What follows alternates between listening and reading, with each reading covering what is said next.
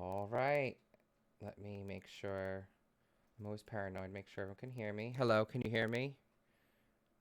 Yes. I know you can hear me. I meant Twitch. Okay, no, they can hear me. Welcome everyone. I am your dungeon master, your tail weaver for tonight. I am Zendaric or Travis, as everyone here knows me, and I am your resident wizard and enchanter.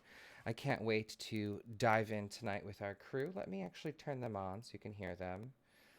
Oh, and we have a first redeem, Mike TV, welcome in, and Gods, welcome. But okay, now you should be able to hear my folks. We have Eric here by Andy. Give a hello. Nice to be back. Okay, good. Thank you. Sorry. It was cutting out for a second.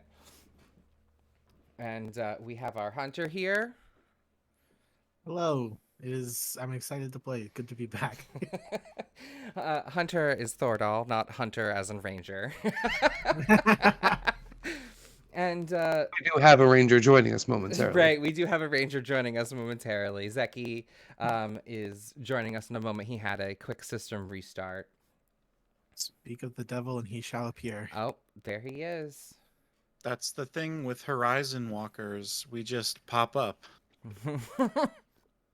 You just open them portals and come through whenever you need it. Yeah, got that Misty Step leveled like 3. Right? You got it. Okay, so welcome on in today for session 3 of the Radiant Citadel. I have also some new special features for y'all. I have, thanks to our resident tail weaver, been granted access to our music bardly. Love them. And you folks at home, as well as my players here, should now hear a casual city theme.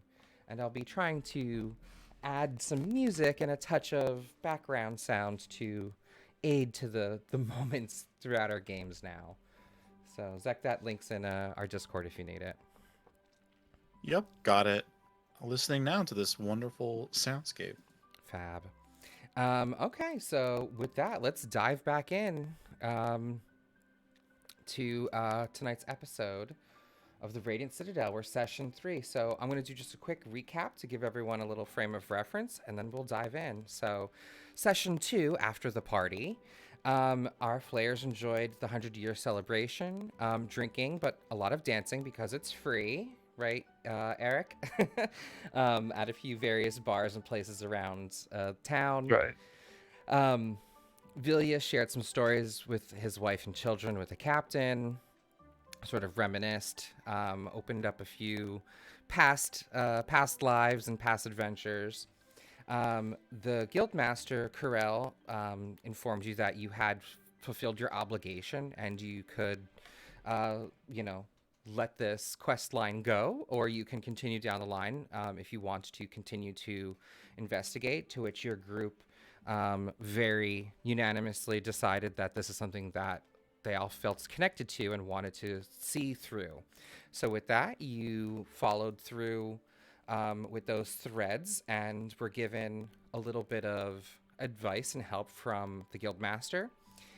You found Bella, the leader of the Tirani people, featured on screen. Here, I'll share that with my players in case you want to look at her. She's so beautiful. And you found out that basically her and her people were poisoned. They had a spy within their midst, and they broke out of the cell that they were belonging, and it was the person in our session 0 that you guys thought was doing some shady business. So she helped you in the best way that she could and provided you with access to the crypts for you to investigate and gave you a scroll of Speak with Dead. You found out some important details. You realized it was a planar portal, and even more so than just a normal portal, they were trying to create an anchor to really like flood this place with, vile plague and negative energy. And you have a few suspicions that this might be tied to the Forgotten, which is a place on the material plane. You're not exactly sure what monster exactly is tied to it or what type of demon or devil. But you have, the captain, you all had a few bad vibes. Yeah, bad vibes, Zacktown. That sort of made you think that that could be a place to go. Logan, with his nat 20, our captain, had memory of when he was navigating close to the Isle and an undead whale accosted the ship, but they managed to escape. You found a piece of copper that appeared exactly the same as all other copper, but in its pocket it was bitter, frigid cold, like burningly cold to the touch. And you also captured the body of the cult leader and put them in your portable hole for future investigation, because you wanted to potentially sort of set a scene and fool this body that you speak with, because, you know, as you've learned and looked, you found that they have the same vibes in death as they did in life. So they can totally lie, and they can totally sense sort of what's going on. So if, you know, I forget who in the party thought some obfuscation, I think it was Yuzeki, might be worth prepping for. And with that, the party found all that they could in the crypt, spent, you know, a whole day there, and then left, went back to the guild and prepared for next steps. Anything that I missed, team?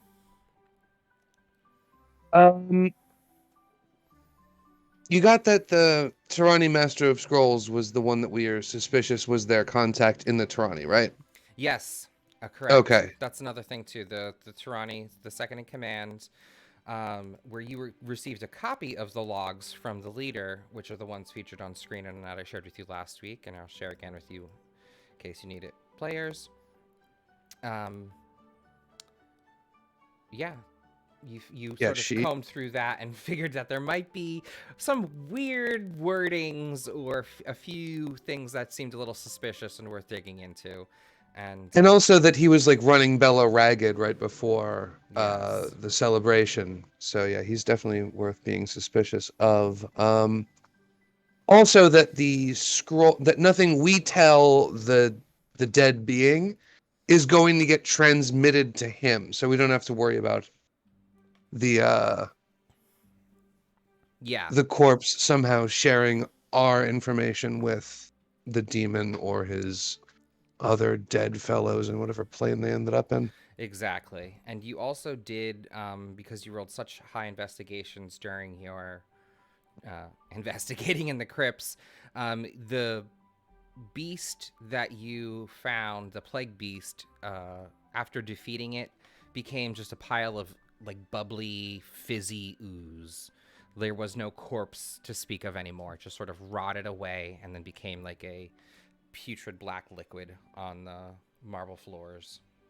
Yeah, so he's still kicking around whatever plane he came from, probably the Abyss. Right. Okay, so let me see. Vilya. Yeah. You said you had a plan for getting this, and he'll sort of tap the bag of holding, getting this gentleman to speak to us. Would you like to share with the group? Would indeed like to share that with the group. How do I begin? Well, let me sort of set the scene so that way we can bring... Yeah, we came back to the guild, right? Yeah, you guys came back to the guild on the Citadel itself, and not poor Logan. Logan's traveling for work, so poor us. He won't be here. So Captain Rourke feels quite ill and excuses himself and knows that you guys are in capable hands, and he will catch up with you later. And right as Captain Rourke leaves, you run into Thordal and Vil in the guild, so that way the three of you can reconvene and fill him in. Yeah, Vilya and Eric run into Thordal. Yeah. Yeah, so we'll explain to everything that just happened with Thordal. We'll say that you guys went into like a more private room in the guild. You're not like in the main. We're not in the main hall. area. Yeah, you went to like that sort would of be Actually, I will let Thordal, and by Thordal I mean Thordal's fox. Vin. No, I'm sorry. I'll let him explain it to.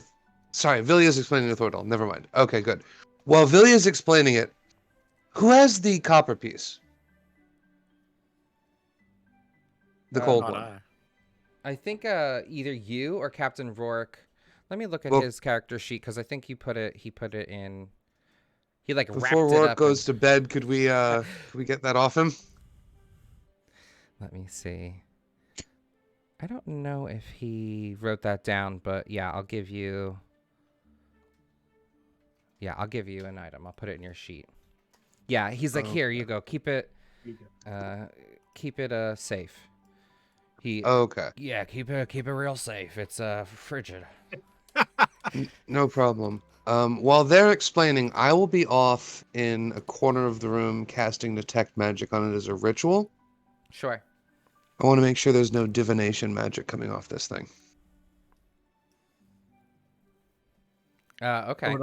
Thordal So- definitely gives a smile once he sees his companions, as Vin is just like, "Oh, there you guys are. I was wondering what you were up to." I don't remember. So him.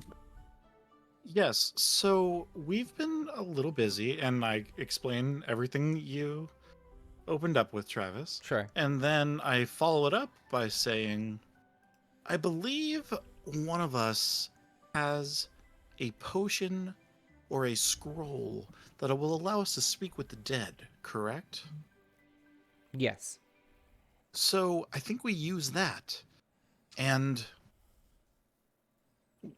I was going to make a an owl like mask and try to like intimidate or fool, deceive, some sort of trick, unless one of you has more bardly aspirations. Well, if we're saying that the detect magic is done, Eric will chime in, but otherwise he's still in the room, in the corner of the room casting. I would kind of say it would probably take 10 minutes to kind of do what Travis just did in explaining everything that had happened. So I would probably be done talking right after your spell goes off, I would say. Okay, cool. Travis, what kind of magic radiates off it? So you sense that there is a strong necrotic energy radiating off of it. You also sense a strong enchantment aura radiating off of it. And just those two. Okay. No.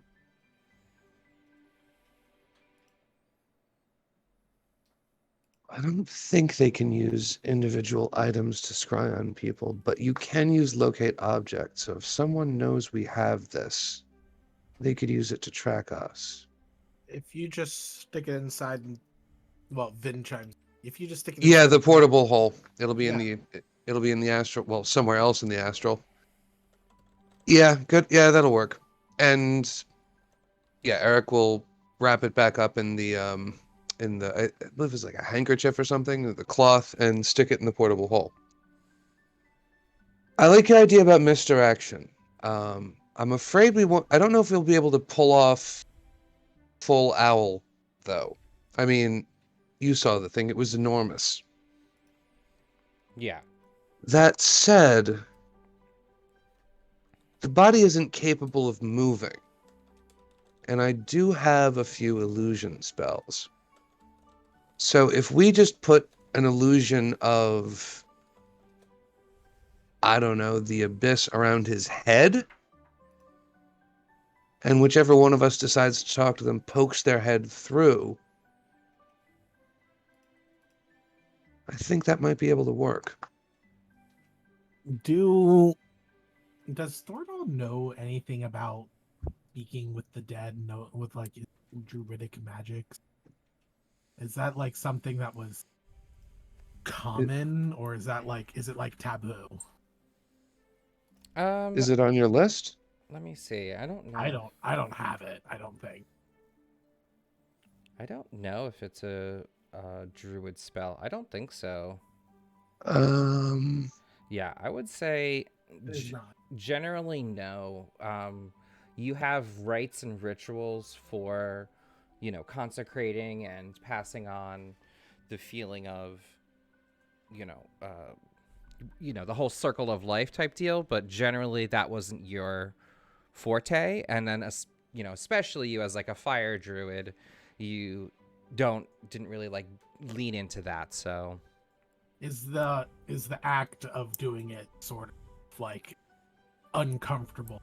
I have Vivify. I definitely do challenge death a little bit, but yeah. speaking with someone dead, like, is that just like, oh God, like, why would you do that? That's desecrating the body. I don't know. You tell me. How does your tribe feel about it? On the feeling of your guildmates, and speaking of the Radiant Citadel itself, it's sometimes you have to do that to fulfill a loved one's wishes, or you need to, do specific things for those people that have passed, or sometimes they're investigating and you need to talk to the dead.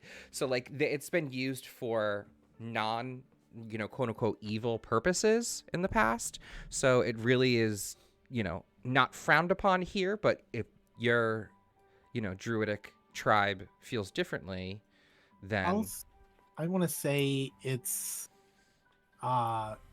they feel like they should connect with their ancestors through nature, not with the casting magic on the body. But there are definitely situations with higher ups that, they toy with things as needed. But as a whole, it's an uncomfortable topic. So when it's mentioned, Thordal, like, he doesn't show like he's unwilling to, but he looks a little uncomfortable. And Vin chimes in and he just goes, "Well, don't try to get Thordal to do anything. He doesn't even speak." So, and Thordal gives him a slight glare as and I wasn't actually, yeah, I wasn't really planning on having you chime in with the corpse. Nor was I confident that Thordal would, but as long as you don't object to us doing it, he'll sort of pause, and if you don't make any motion, he'll just nod. Okay. No, I think rather than try to pretend to be the owl, especially since the owl didn't seem to speak common, like, I don't think we could get away with that, but we might be able to get away with pretending to be one of his fellow cultists. Now, if we were, what?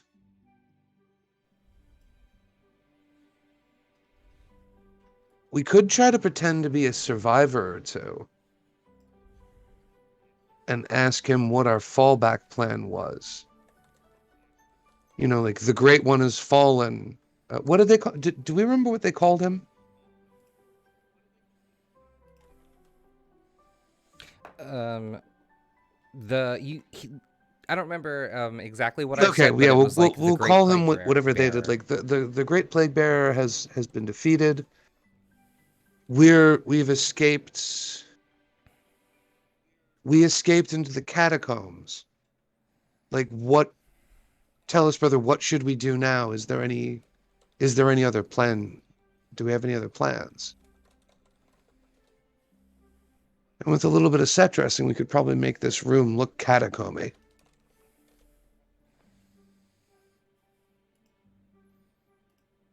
The You hear a knock, Answer the knock. rap at the war room door. You see Guildmaster Kurel, and short in tow behind him, a familiar face. And he says, "I know that you guys have been preparing and planning for the next set of adventures, and I figured what 3-4 minds are better than one, so I figured I saw Aura here moping Oh. around. Maybe she could offer you some advice. Go on. Help your compatriots. And Good Omar to see you again, is Aura. going to join the chat in a moment. As Oh, Aura brother, not this one again.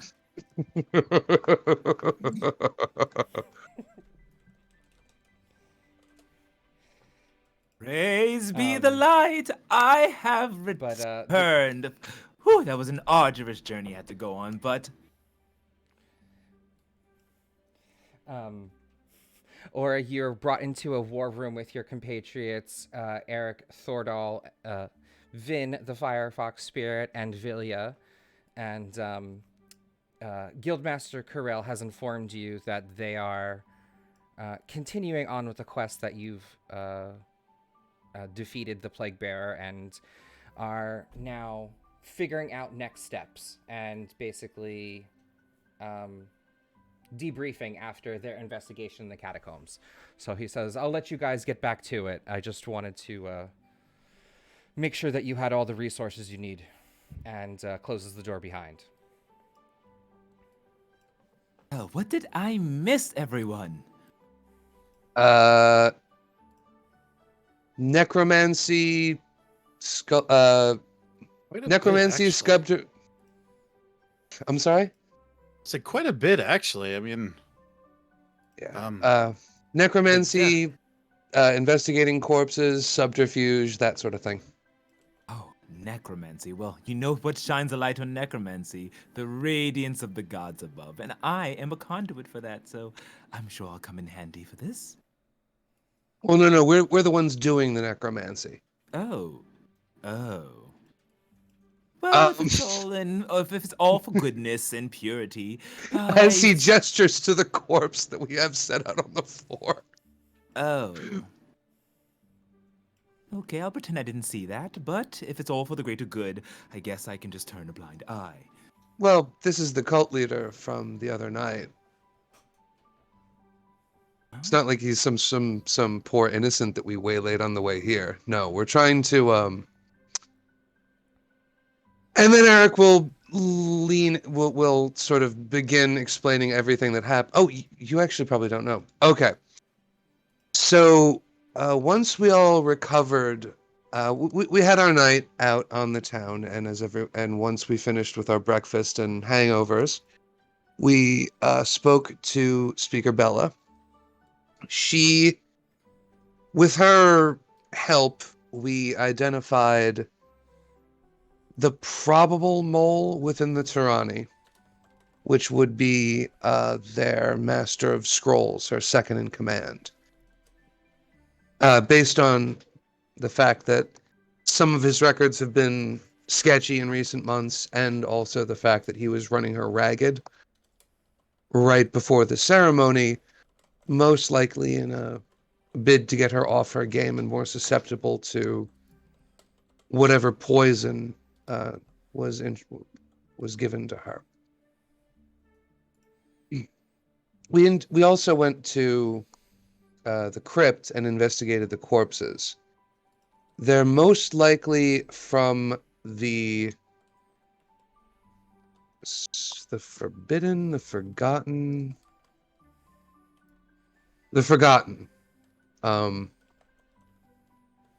Based on how they look and their equipment, and also a sigil that was carved on their chest. You can see it over on him. And Eric will gesture to the guy's chest. That right there is the same as the runes they were attempting to use to create a portal onto the Nameless Citadel. No, not the Nameless Citadel. Jesus, the Radiant Citadel. Which would have allowed them to summon more and probably worse demons. Oh dear, that's terrible. And you're planning on doing what with the body? Bella gave us a scroll of Speak with Dead. We're going to try to question it, get any information we can out of it. Specifically, if they have any further Confederates on the Citadel, what their fallback plan was in case the assault on the crypt didn't work, and where they might head in the event that their plans fall apart, because chances are they're still here.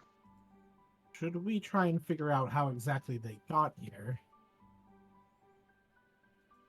It would be good, but I don't know how to ask that without tipping our hand that we are not his people. Like, right now, my plan is to basically take his robe, put that on whoever we can make up to look the most like one of them.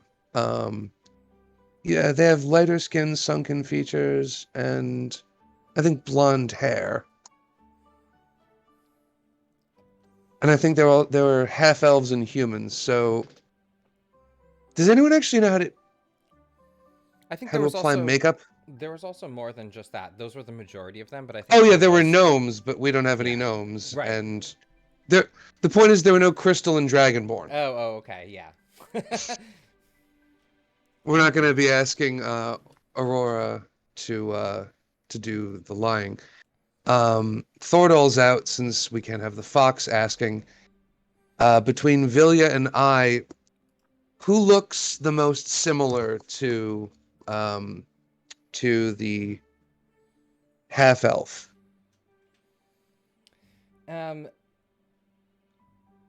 We'll say that, I don't know, both you roll me a d20. Whoever rolls higher looks the closest. Oh, I forgot. Sorry, Zeki. Zeki's and I are fantasy grounds are having issues. They're fighting, so I'll roll on his behalf. And I rolled a 17. Okay. Zeki, Oh my God. you look closer to. You look a little bit Okay. closer to this half elf and cultist leader than Eric, but either of you probably could do a good job with some makeup and a skilled artist. Okay, do we know anyone who can do makeup?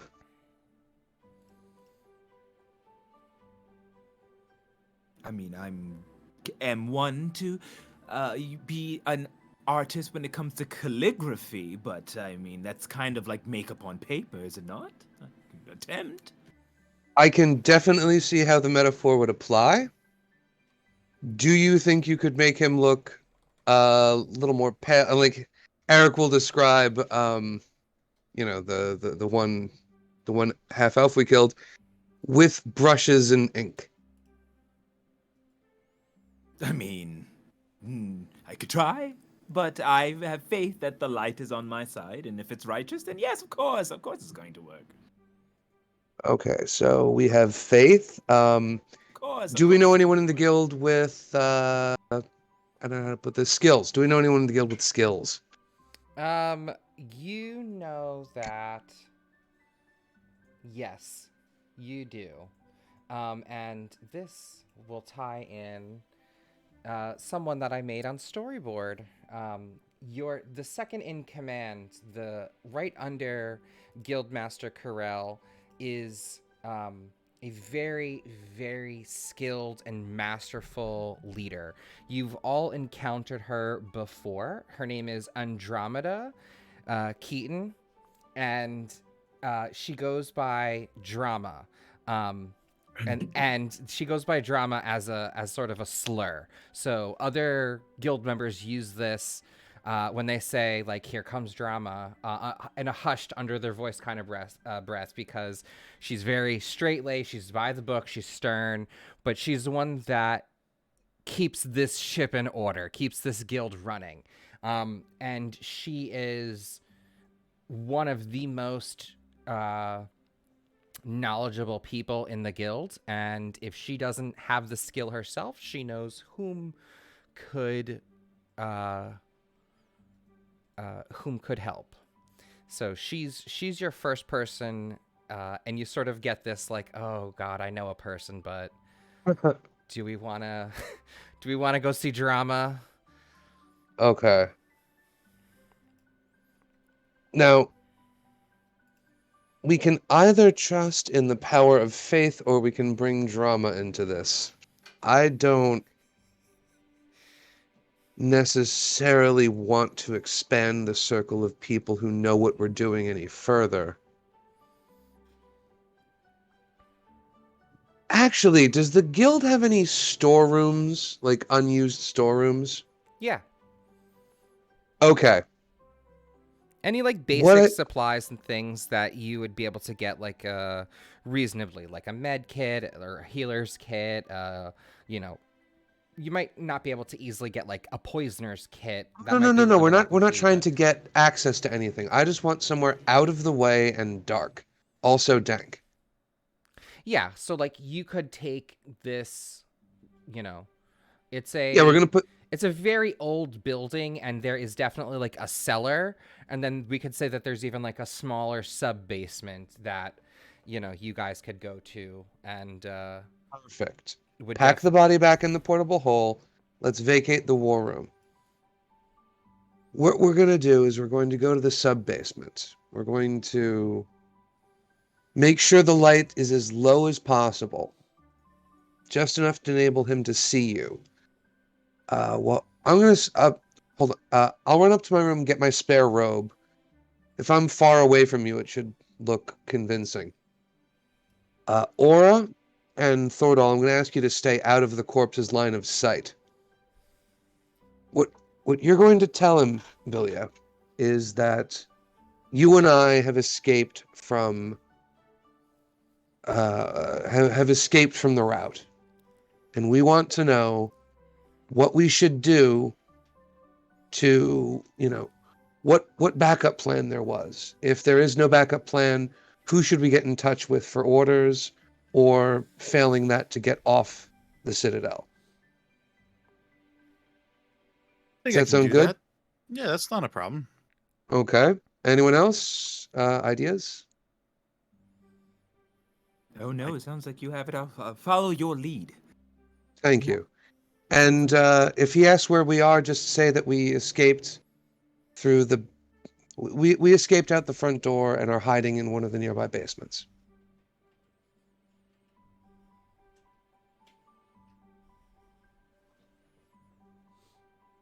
Sounds like a plan. Okay, so let's get that set up then. Eric will run up to his room and get his spare robe with the hood up. Um, all right, yeah. So you easily go run and grab your supplies and bring the, you know, put the body back in the portable hole and bring it back downstairs to the sub basement. We can even tell, uh, you know, we'll say that you told the guild master what, you know, not what you're doing, but that you need to reserve this space to keep people away.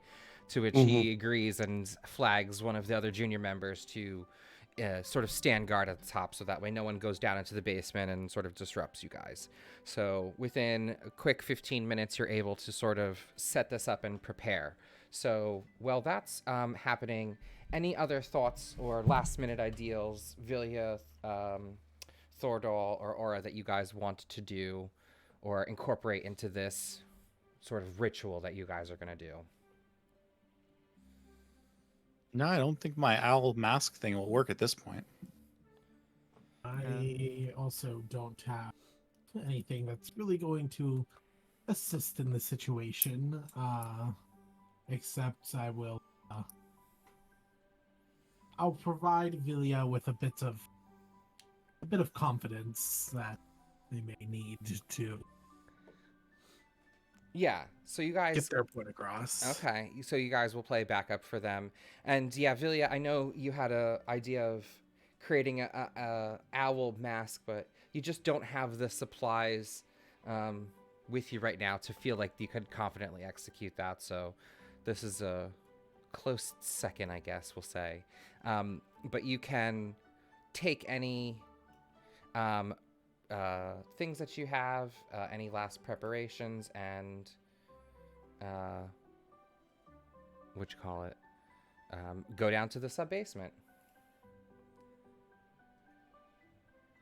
Cool. Let's do it. Okay. So you guys go down there and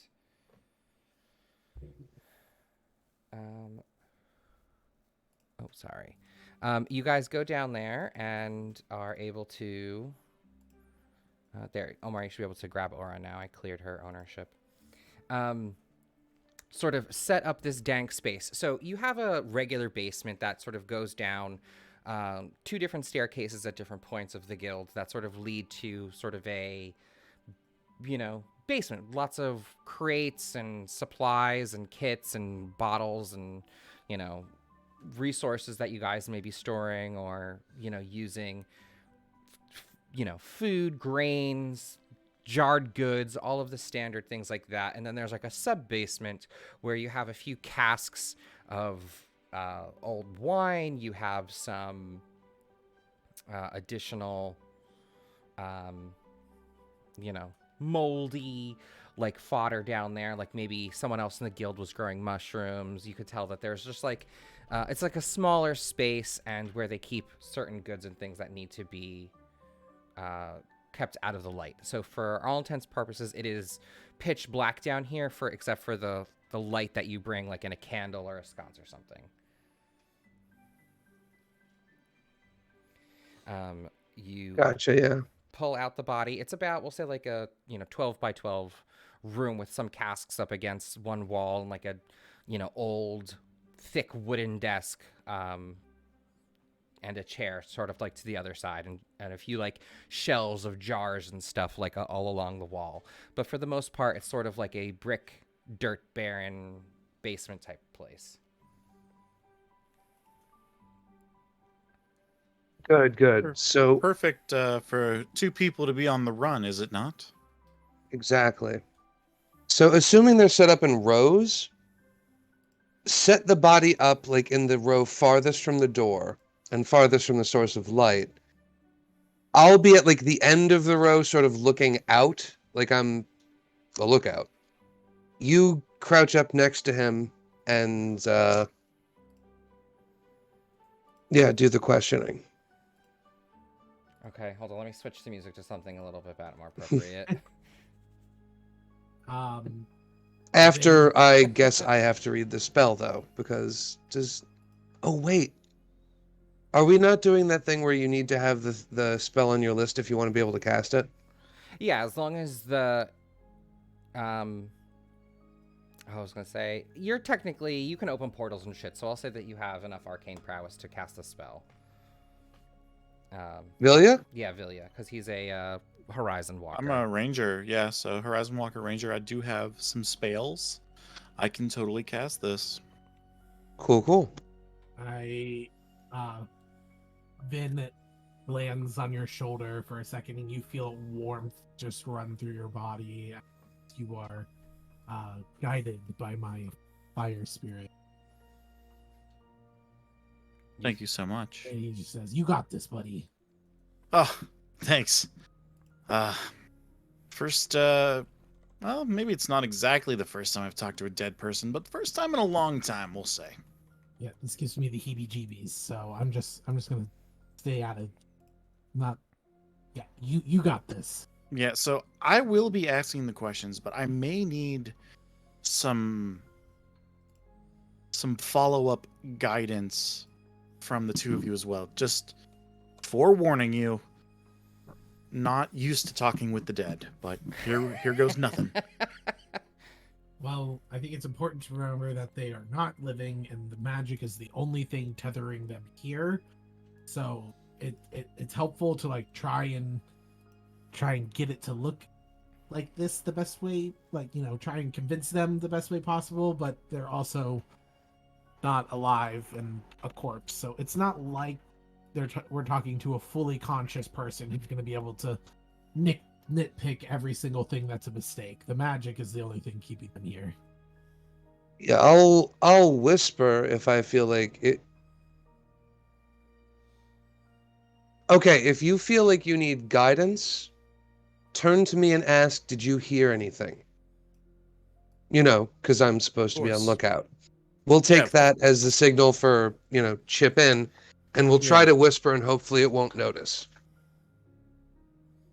I mean, I feel like if we're talking, it's not like formulating thoughts against us.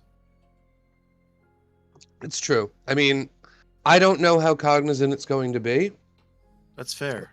so let's All right, play it so- as safe as we can. Question 1. What is our next move? Mm-hmm. Question 2 would be if he doesn't come up with like a go here, who should we contact? And step 3, how do we get out? Those are the 3 things I can think to ask. I think we have 5 questions. We do have 5, so just in case something gets messed up and we think they're not telling us the truth, maybe we can rephrase 1 or 2 of these questions. And if we have any questions left over, it might be a long shot, but maybe try and just inquire of how they got in the city. Who assisted? Here we go. After that, could we maybe my lord, could we maybe retrace our steps? Who should we how should we go about doing that? Something like that.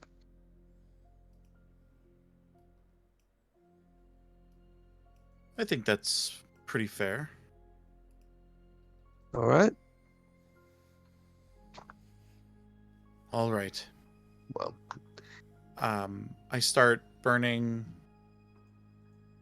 some fairly potent smelling, or do I not need it for the scroll? No, the scroll has all of the components and things. It has all the components with it, kind of yeah, thing? like those were all expended in the casting to put it in the spell. Okay, understood. So in that case, I look at this scroll and I repeat the following. Let them hear. Let them see. Let them answer the things we need. And I cast Speak with Dead. Just what does the magic look like for you? How does it manifest around you? How does it manifest around you? Oh, it manifests by having this undulating wave of purple smoke, kind of like as soon as like the words are like done coming out of my mouth, it's almost like the paper itself begins like smoking up and combusting, and this like purple smoke, almost like dry ice, just starts like falling and creeping off and then like going up and into the nose and eyes and ears of this dead corpse. And I mean, it's just a corpse. It's already dead. yeah, it's okay. And as described, this hazy smoke burning from the scroll crawls up its body and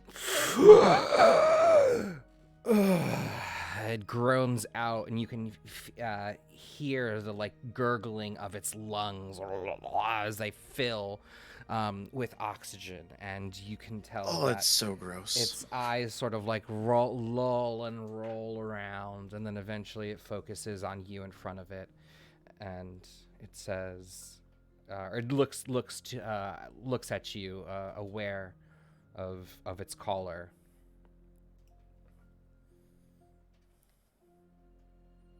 All right. So, what's our next move? Has the plague bear been released? It should be spreading illness in the land.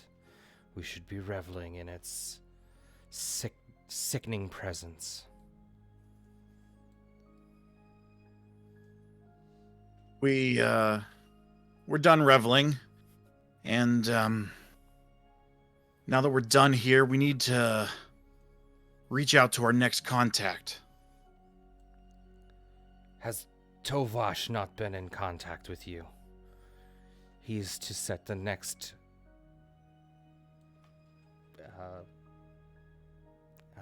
next arcane anchor. I think with all the revelry, Tovash got a little distracted, and we've become separated. Who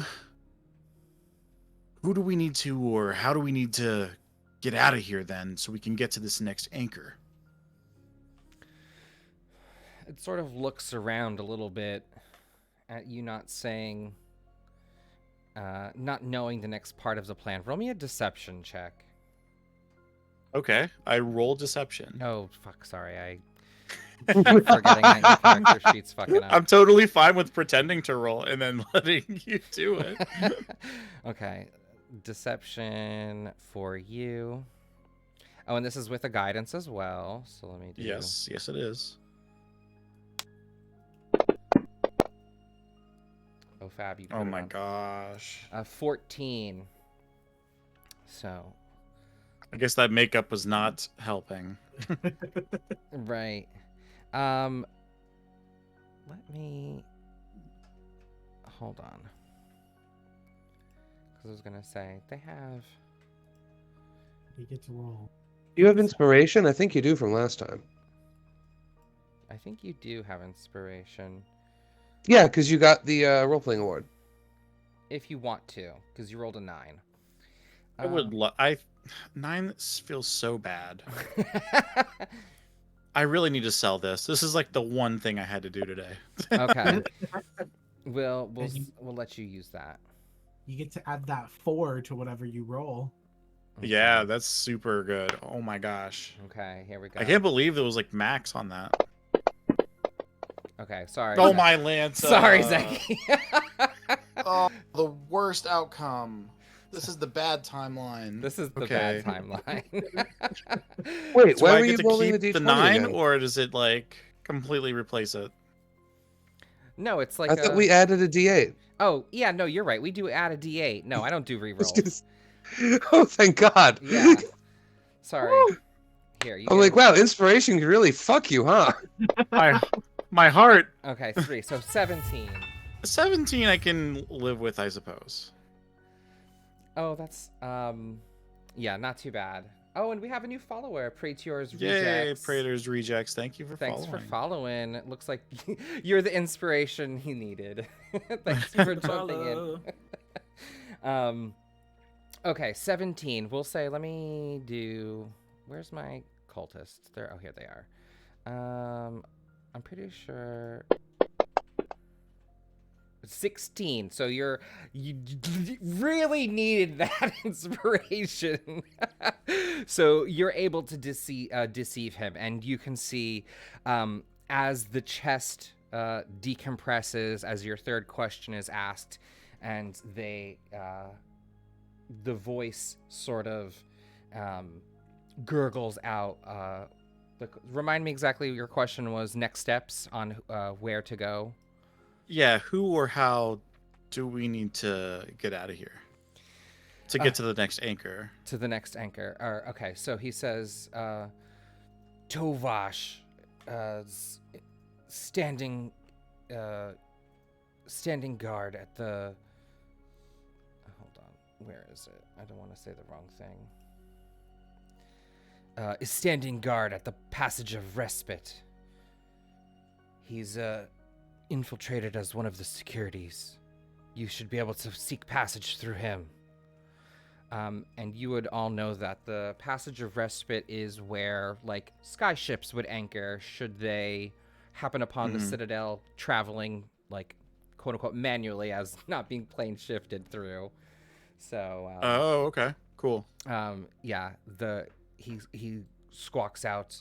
He's impersonating one of the lieutenants of the security force. He should have the next order and where the anchor shall be placed. Just as I thought. Eric, who's up to now been sort of like craning his neck around one of the barrels. Wait, do you know a code word or what we're supposed to say? To recognize him. Are you? Does the corpse respond to that? No. The Well, no. Eric is not asking the corpse. Eric is asking fake cultist to prompt him for maybe asking the corpse.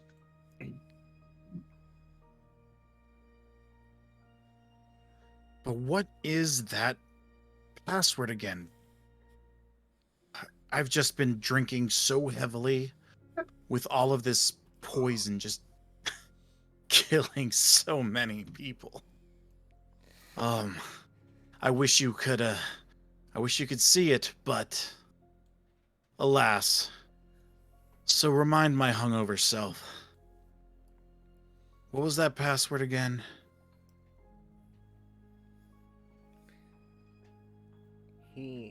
The eyes sort of like lull around in this room, and it says,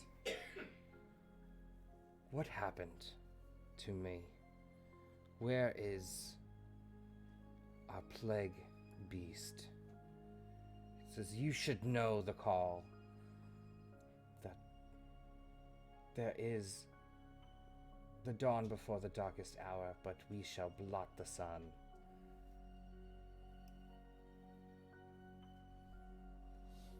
Dawn before the darkest hour, before we shall blot the sun. And you get that he's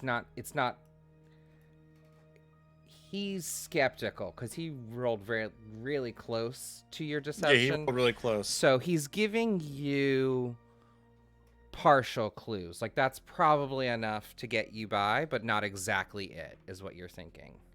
Yeah, that's kind of, I mean, he seems kind of skeptical. Okay. One last question. Do you want to know what happened to you? Yes.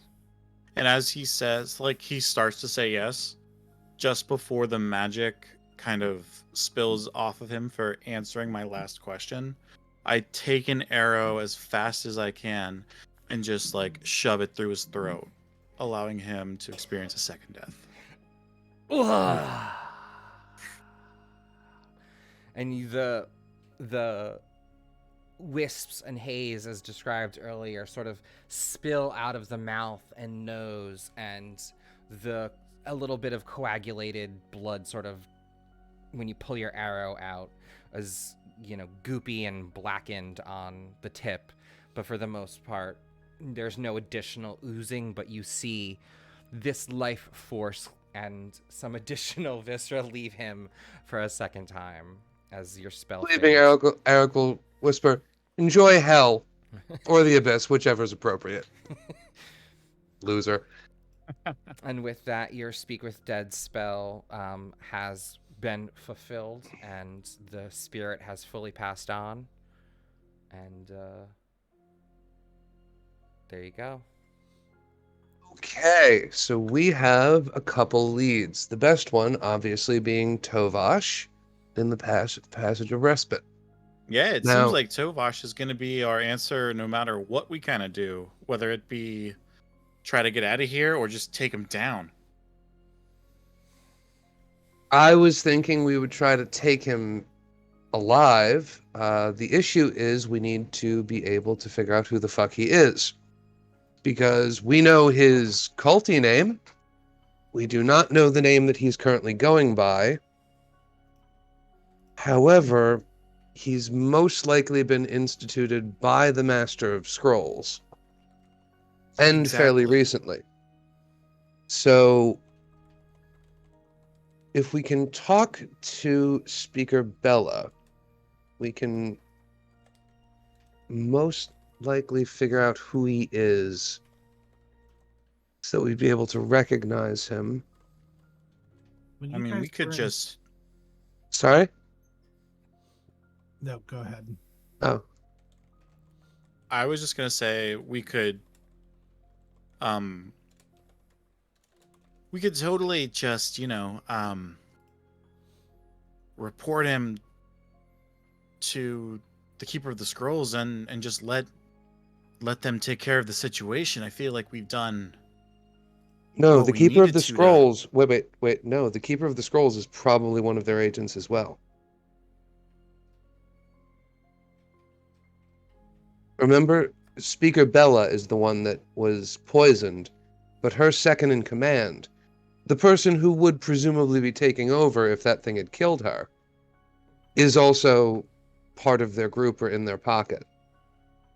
the last thing we can afford to do is go to him. Well, do we think the entire guard is in their pocket? No. Most likely they snuck him into the Citadel, and he introduced him, and the speaker, not the speaker, the Master of Scrolls introduced him as like their newest guard. So they, they think he's fully on the level. But we don't know, well, since there's only the one and they gave us that name, I think it's relatively safe to assume that he won't have any other Confederates, at least not in the Passage of Respite. But we can't afford to go through Tirani. And Travis, correct me if I'm wrong, each individual, what are they, houses or house, runs their own, like, operation within the passage, correct? So each like house or group has their own speaker, which has the plane shifting object. The Passage of Respite is like the security center that leads onto the Citadel for like ships and such. So that is like all of the people of the Citadel like can get jobs that like work there, whether they're doing like counting stocks or they're acting as security. So it's a hodgepodge of different houses that make up the security force that's there. Okay, so they're drawn from all of the houses. Yeah. But like a speaker or their second in command could get a person Position one there? of those jobs. Absolutely. But that person is not in overall control over what goes on in the Passage of Respite. Correct. Okay, that actually gives us some options. The voice did say that he was impersonating like a lieutenant or like one of the higher positions. A lieutenant. And he'd also be relatively new, or he's replaced someone. And if that...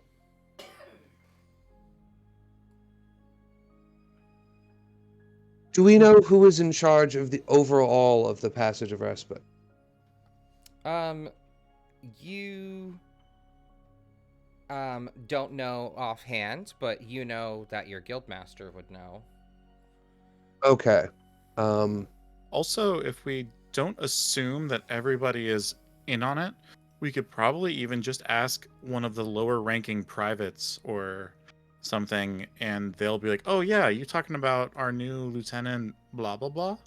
And that will be the one. We could do that, but if we plan to take this person alive, and I think that would definitely be the best option, we need to be able to take them by surprise. And since I doubt he's been honest about where he's staying, if that's even something that they would keep track of, the best place to take him is at work. Sorry? Did the cultists have any like objects in common that they kept on them? Like, did they keep like sigil or? Do they have any brands or something? Yeah, if you come over here and look, and Eric will gesture towards you while, I guess I don't have light, never mind, and bring the light, and he'll, like, sort of force open the leader's tunic or whatever to show the sigils over his heart. I light a torch to make it evident.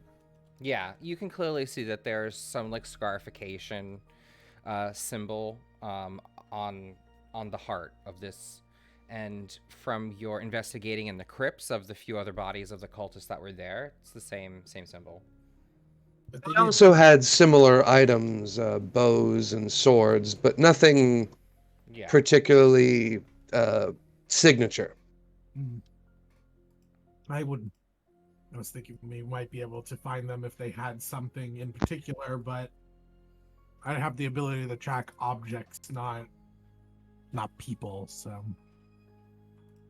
Well, it shouldn't be... The thing is, if we can get the guildmaster to to bring in whoever is in charge of the Passage of Respite. It shouldn't be that hard to ambush and take down this Tovash before he can either, you know... But that'll be public. Yeah, we also have to take this carefully because if they're a lieutenant, they have some status, and we could be made to the... Well, no, that's why we would go through the Guildmaster, have him go through channels to whoever's in charge of the passage, let him know that he's been infiltrated and that the infiltrator needs to go down. But the more I think about it, the more we don't necessarily need to take him out at work. We could very easily follow him to wherever he's staying and take him out there. That's true, but I feel like all of this is moot until we talk to our guildmaster and get some verification.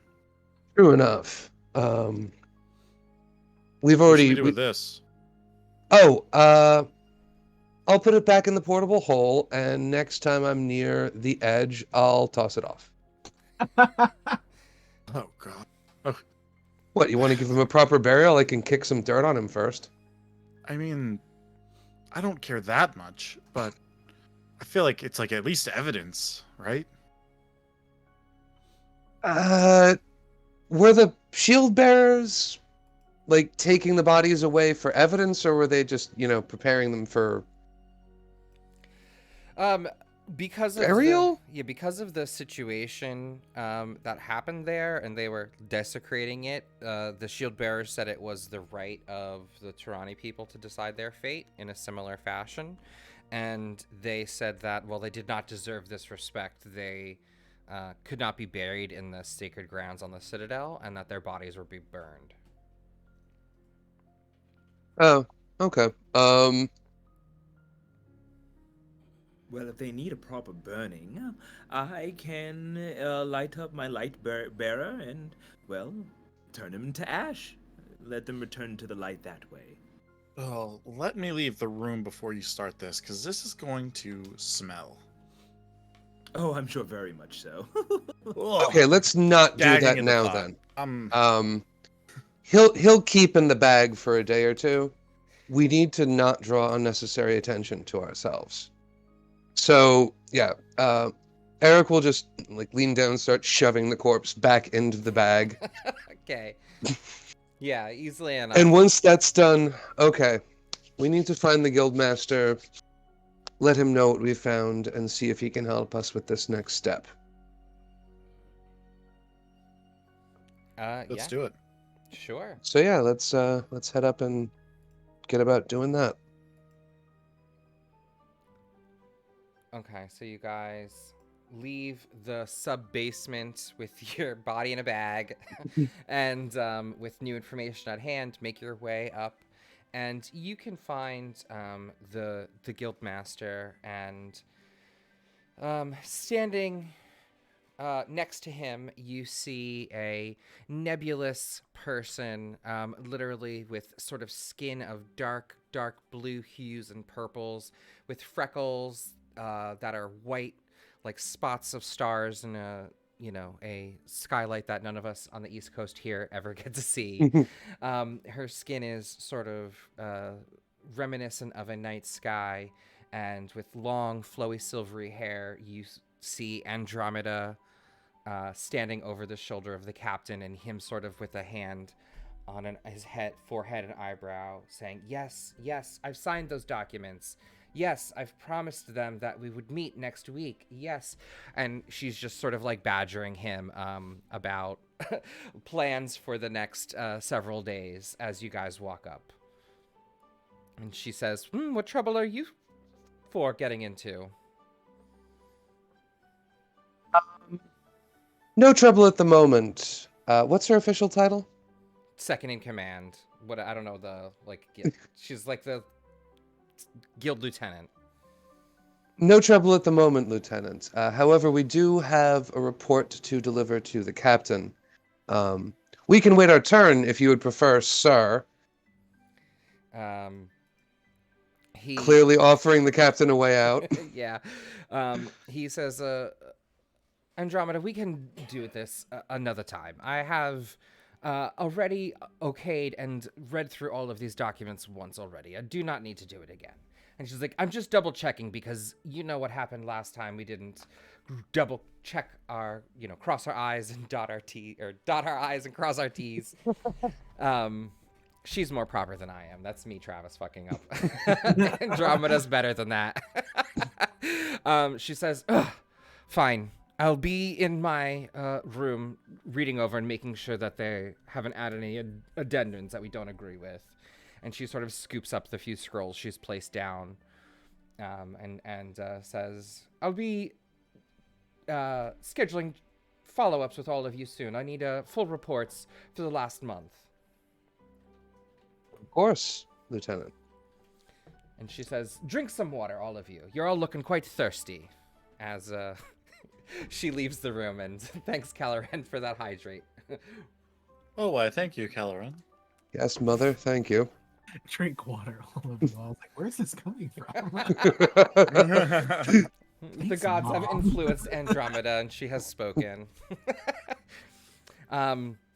So she closes the door behind her, and you're in his office that you have been in 100 times before. And this is not the one that's in the main guild hall. This is sort of his private, private room in place where he... Like his study. Yeah, like his study, thank you. Nice. Captain, we have some findings to report, and we may be in need of some aid. If you have a moment, I'd like to go over what we've learned so far today. Please. I'm sure you couldn't bring me more worse news than what she has. Well, let's. Oh, are you? Well, is it in the running? Should I? I don't. Should I get a drink? Well, so far, good news.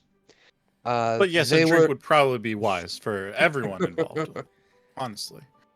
Well, he goes. They over were to definitely his, attempt. Sorry. He goes over to his famous globe bar, and opens it up, of the material plane, and you can see inside he has a few very nice bottles of scotch and whiskey and a few tumbler glasses. So he sort of pours one for himself and then sort of gestures for each of you to help yourself if you want. And after he takes a sip, he says, okay, go ahead, Eric. Thank you, sir.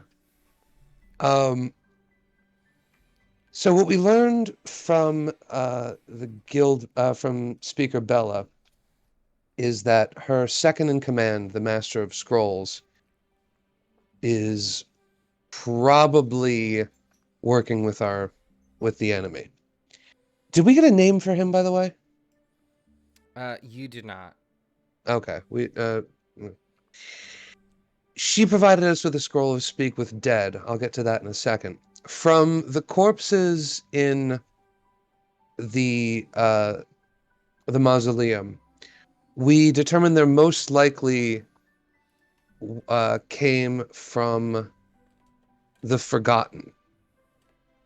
They were, and also were most likely masquerading as a trade delegation from Arctos. The Forgotten in Arctos? Well, they've come onto the Citadel sometime in the past few months. Based on the logs she gave us, sorry, I forgot to mention she also gave us logs. The most likely culprits, the people most likely to have been these cultists, were a trade delegation that entered the Citadel on the 25th of January? Yeah. Whatever we call January out here. Yeah. I'm not going to do a calendar. I feel like it was too much work.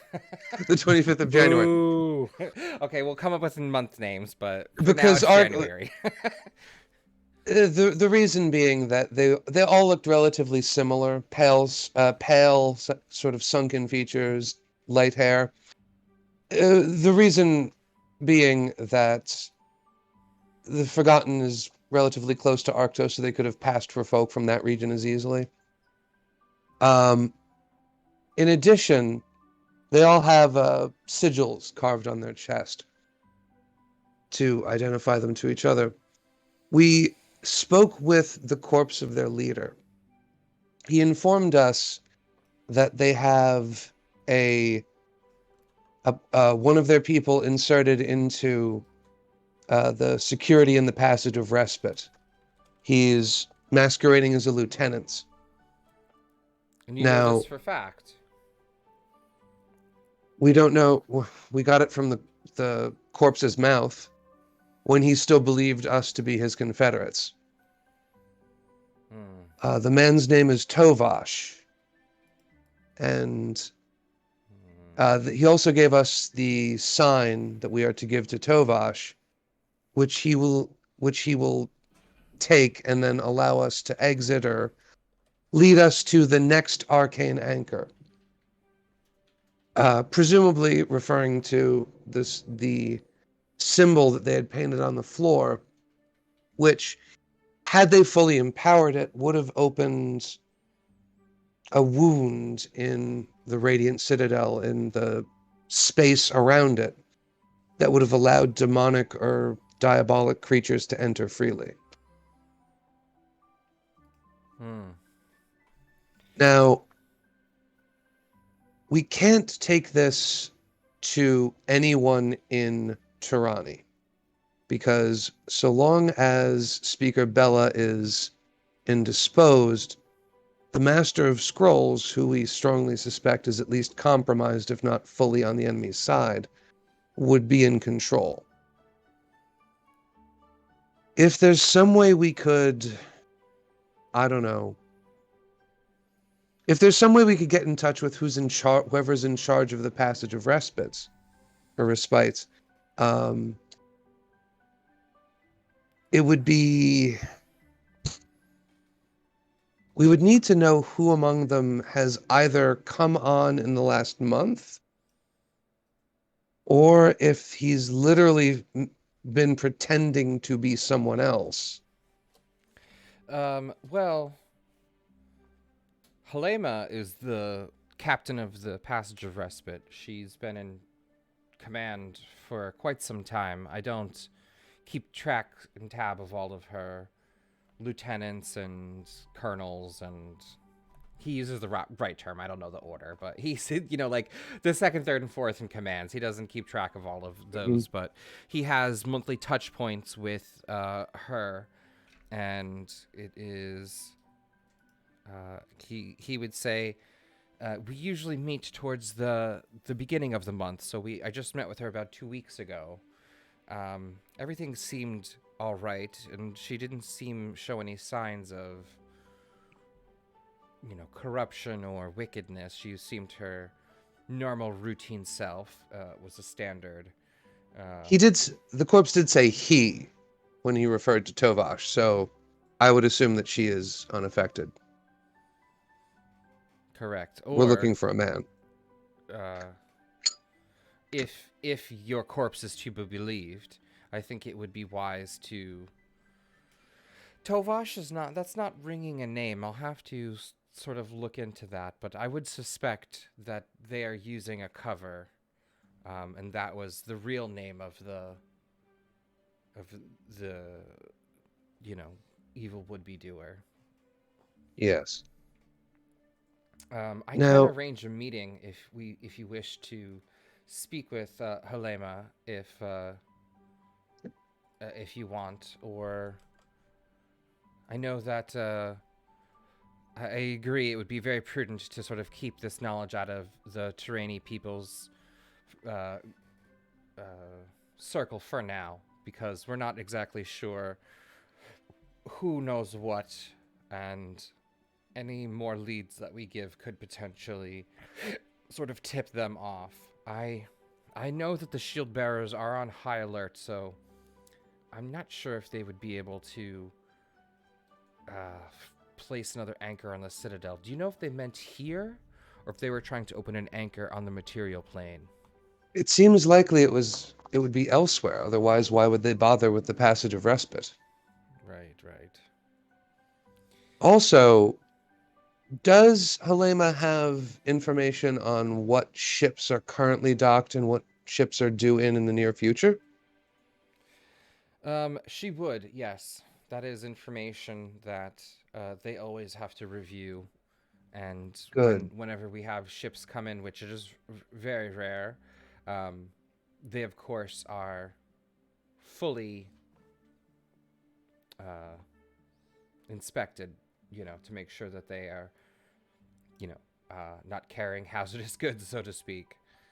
So, Well, this Tovash seemed to imply that the corpse seemed to be implying that Tovash had the means to get us. He believed us to be his cultists at the time to the next arcane anchor point. So either there's a ship in now or one due in shortly, which Tovash is either aware of or can call. hmm. Or that other point was going to be on the Citadel as well, and he would have just told them where to go. Either one is possible. But the former seems more likely, because if not, why bother with the passage of respite? It could just be another just another point at which they're trying to spread their, influence throughout the city. Why would you True keep all enough. of your eggs in one basket, so to speak? True enough. Either way, yes, it would be a good idea for us to talk to Helema. I'm sure we could get a meeting with her with your mark. But since we don't know who it is amongst the staff there who our mole is, I think it would be better if it seemed more like a typical request coming through normal channels from you, I could rather arrange. than. Thank you. I could arrange this. Is this the path you all wish to seek? Under what pretense? I could come up with a pretense to bring her here, but you're all in alignment with this. What say you? Or Avilia? Vil? Or Vin? No, it seems to be our only choice, unless anyone has any other ideas. I Well- think this is the best that we can do in the current situation, and I mean, we need more information. So we're sort of running on scraps. We just need more. Do you think it would be in the best of interest to perhaps infiltrate them? Maybe send our own little spies. I do have two who may be able to do such things. You do? Oh, why, yes, of course. Remember my retainers. I mean, those who took care of me when I first came here. They have pledged their loyalty to me and the light, and I could perhaps send them off to do some questioning, as long as they're properly prepared and well, have the means to protect themselves. Would they know? I could set up a meeting. It's generally, like I said, I usually only have a touch point with her once a month because she's busy. She has, runs a tight ship, but I could. We can go to see her, sir. That isn't the problem. The only issue would be that we don't want to be making a splash in her guild. Mm-hmm. If you could just arrange for her to meet us in. Okay, wait. Does what's like a nearby establishment of some kind? What time is it? It's like a early afternoon. Okay. Legit mine. Thanks for the If you follow. If you could just if you could just ask her to meet us at a nearby restaurant for an early dinner, we could talk to her there without raising any suspicions. I could see what her schedule is like, and I believe that, any sort of calling upon her out of our normal business is going to set her on a little alert, but perhaps it's not for the. Perhaps it's for the best if she has an inkling of urgency. I think that she's a particularly shrewd woman, so I think Good, she might good. be able to pick up what we're putting down. Good, excellent. Aura, you said you have people who will help you out if they have the means? Oh, why, yes. They're probably around here somewhere doing their own thing. But Raya and Lumio, they're my two retainers. Those who are battle ready and stand by my side no matter what. If they're needed, I can perhaps put them to work. Can they be subtle? Oh, I believe so. I mean, I am as subtle as they come, and they learn from me. So yes. Okay. We still might need to know where these cultists were staying. According to the Tarani logs, they came in disguised as a trade delegation from Arctos, which would have been 8, maybe 10 people large. I can't imagine that sort of group comes in on a regular basis. If your retainers could ask around quietly about this delegation and find out where they're staying, that could be a great help. Um, who here knows what trade goods would be on offer in Arctos? Or one would expect from Arctos? Um, let's see. Probably Vilya and Thordal. You probably, because you're sort of from the World Tree, on the same continent. You may or may not have been up to Arctos. It's the above the Broken Spine Peaks. North of that, it's a very I don't want to say very small, but it's a very like quiet, sleepy town. It sort of has this foggy, slow vibe. It has a culture of like ranching. It has lots of um, wools and fleeces, like sheep culture, sort of like an Irelandy type feel.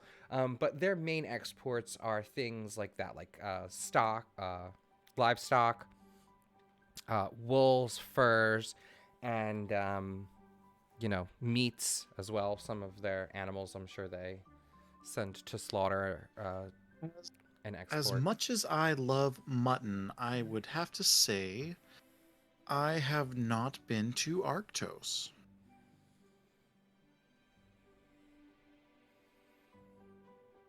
I may have heard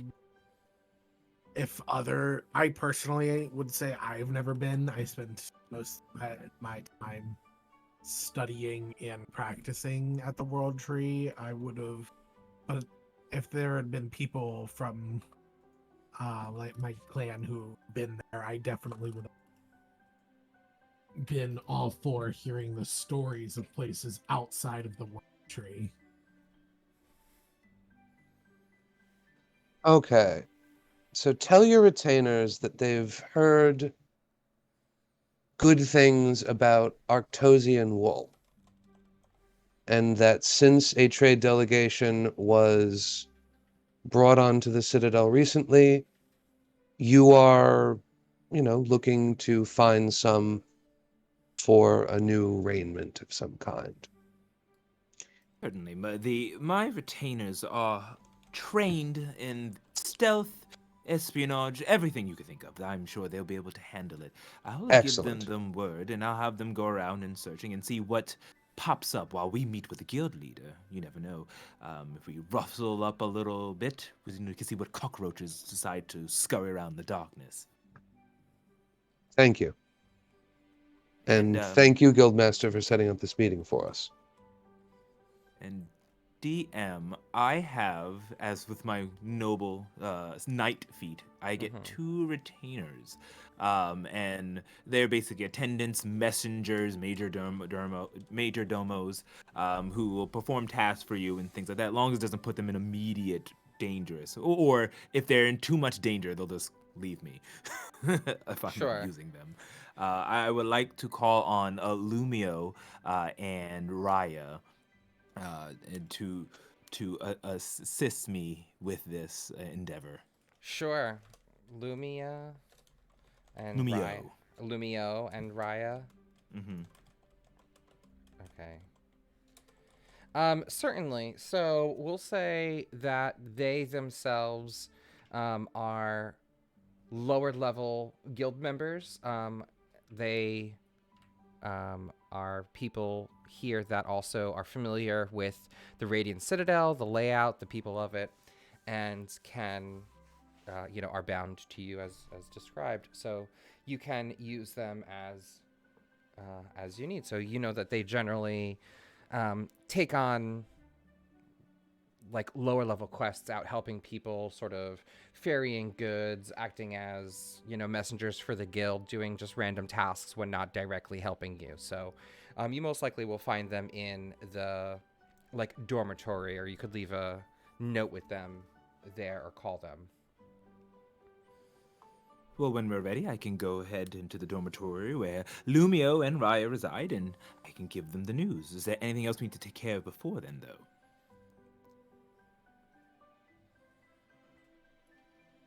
No, I think we're ready to set out. Splendid. I'm set. Excellent. Well then, No, go ahead.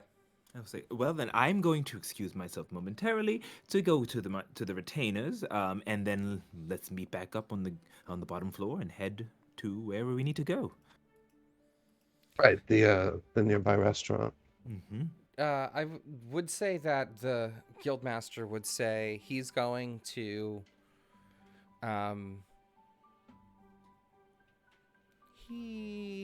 I think I said that he was an Eldritch Knight, so he has some magic.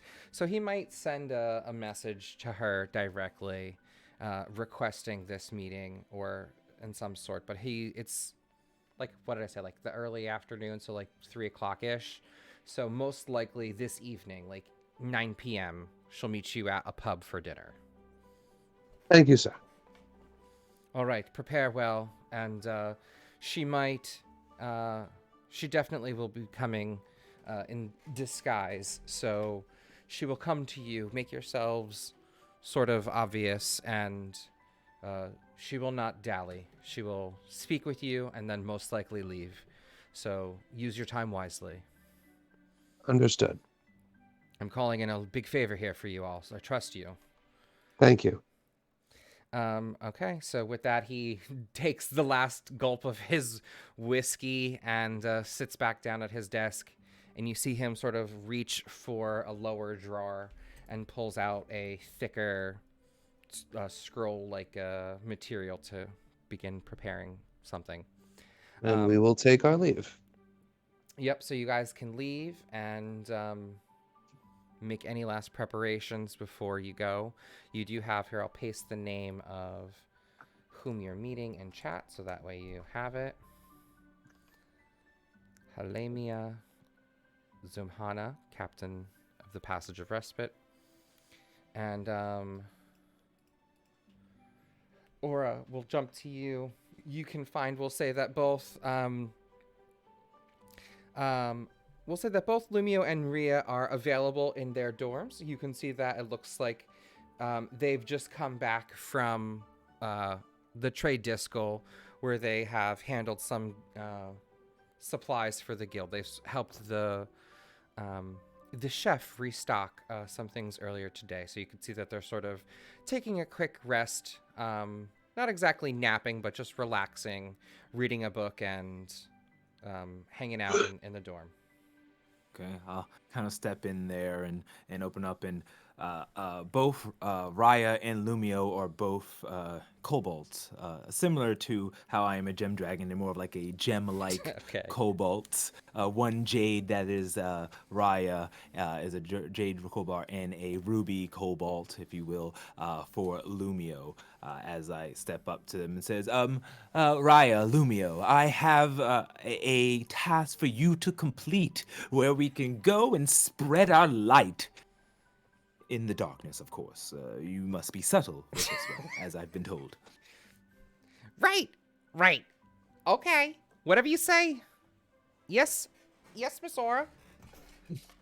Excellent, excellent. So this is exactly what I need you to do. I need you to go and do some snooping around, and then I want to go ahead and because I don't remember the exact plan of the trade what was the name of the country? Oh, Oh, the Arctos.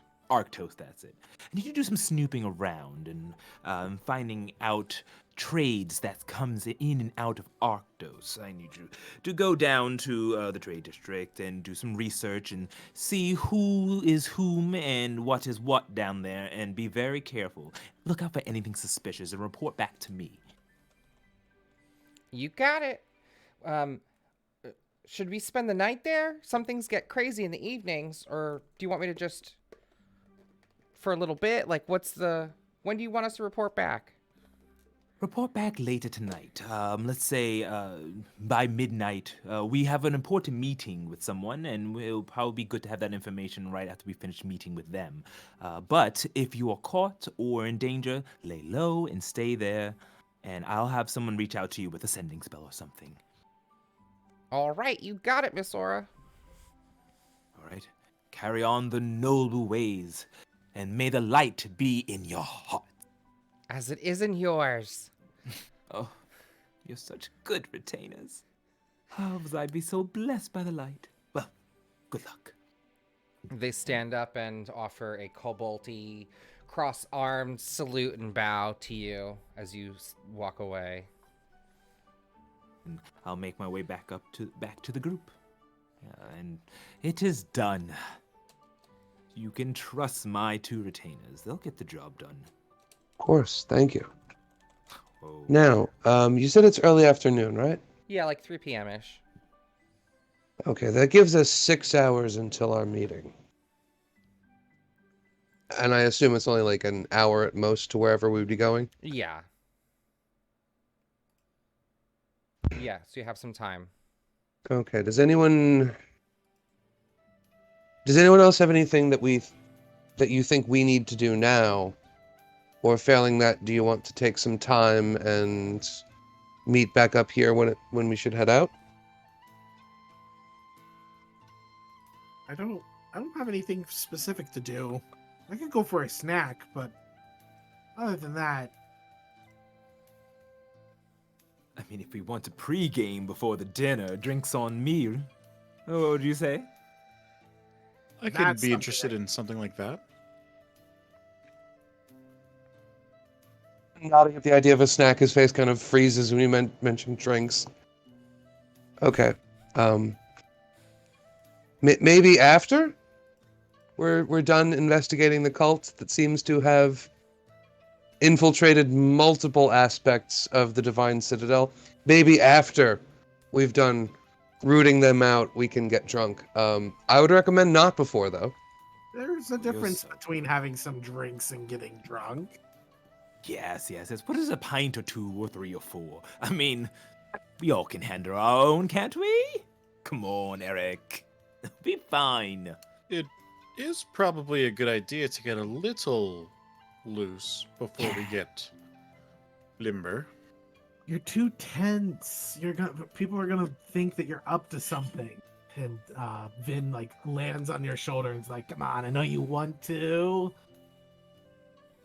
Smoked, he would be making that Matthew McConaughey smoking face. You know, the one from True Detective, the reaction gif? Like, okay.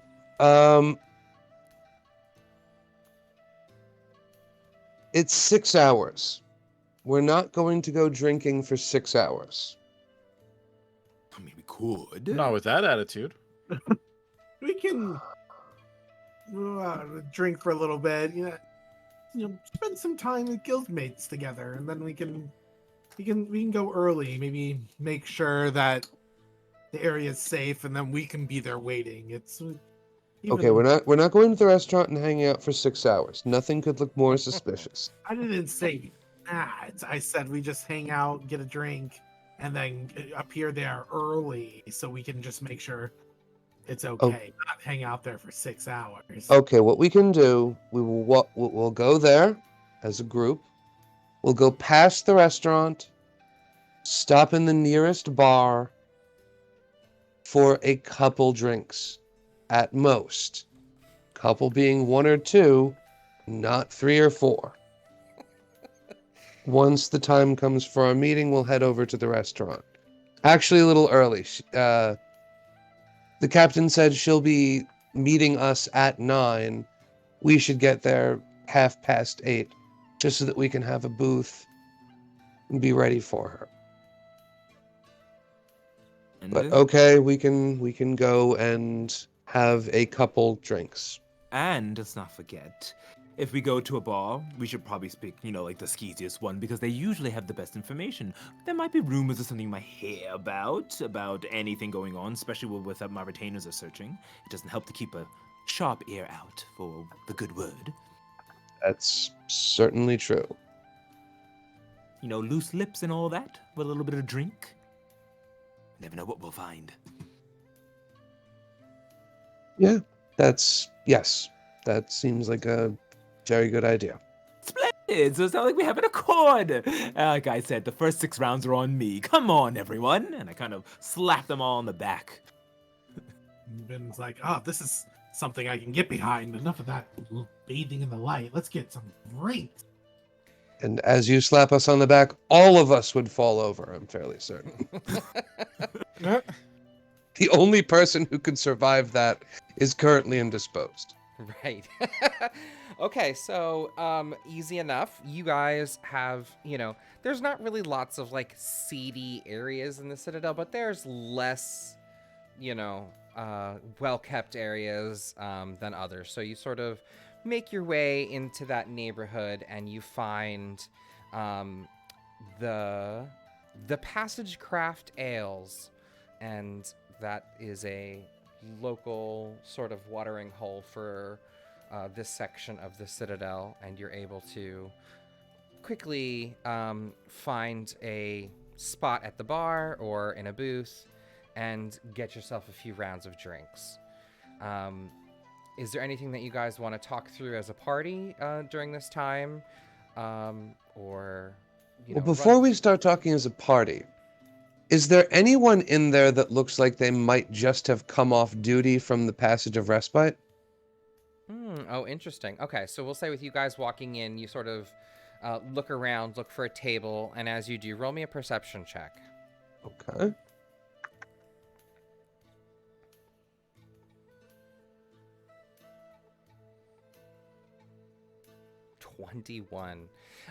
Yeah, so you can see sort of tucked away in the back that there seems to be probably like two guards that are in similar like military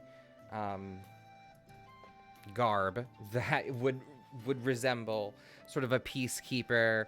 And where they're situated from, you can't exactly tell if they're part of like the Shield Bearer Battalion, which is like the general, like police of the Radiant Citadel, or if they're specific to the security unit at the Respite. But there's two sort of like authority-looking figures, clearly throwing back some drinks, with like their helmets and stuff, and the booth. And they're sitting at a booth, like, presumably far away from the other customers? Yeah, they're sitting in the back, like, near the kitchen. Okay, so there's no way to sit by them without being obvious. But, let me just check something. We'll say this place has, like, about... I wouldn't say a large tavern. I'd say it's like a medium small tavern that probably could fit, like 50 or 60 people comfortably. And there's probably only, like, 20 or so people. So with you guys coming in, you're another like 5% of the group here. So it's about half full when you guys come in. Remind me, what is the significance of the Passage of Respite to the entire town? Like, how are they seen? The Passage of Respite is a security force that is made up of not just like one specific leader's group. It's people from all of the different societies, like volunteer members to go and be part of that security force. And also the Passage of Respite, here, let me share the map with you so that way you could see. It's up at the very tippy top. And that's where they're specifically sky ships and docks for spacecrafts to dock with the Radiant Citadel and ferry goods on. And you can see that there's like a small bridge that sort of connects that island to the main place, and it's they have like their own police force that's made up of citizens of the whole city. It's not like one specific faction's police force. Would like to, if possible, order 3 drinks. Like 1 for myself and then 2 more. And kind of turn to the group. You see, those look like a good mark. I know a little bit about the respite. I'm from here.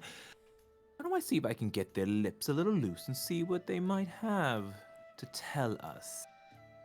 Good idea. We'll be over here, and Eric will take a seat.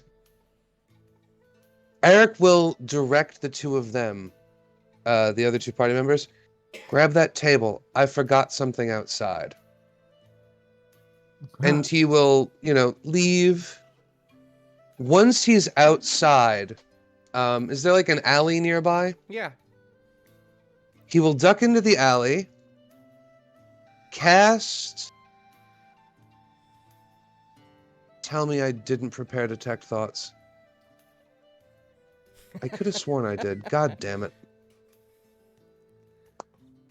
Okay, so you sort of dip Fuck. away and... Never mind.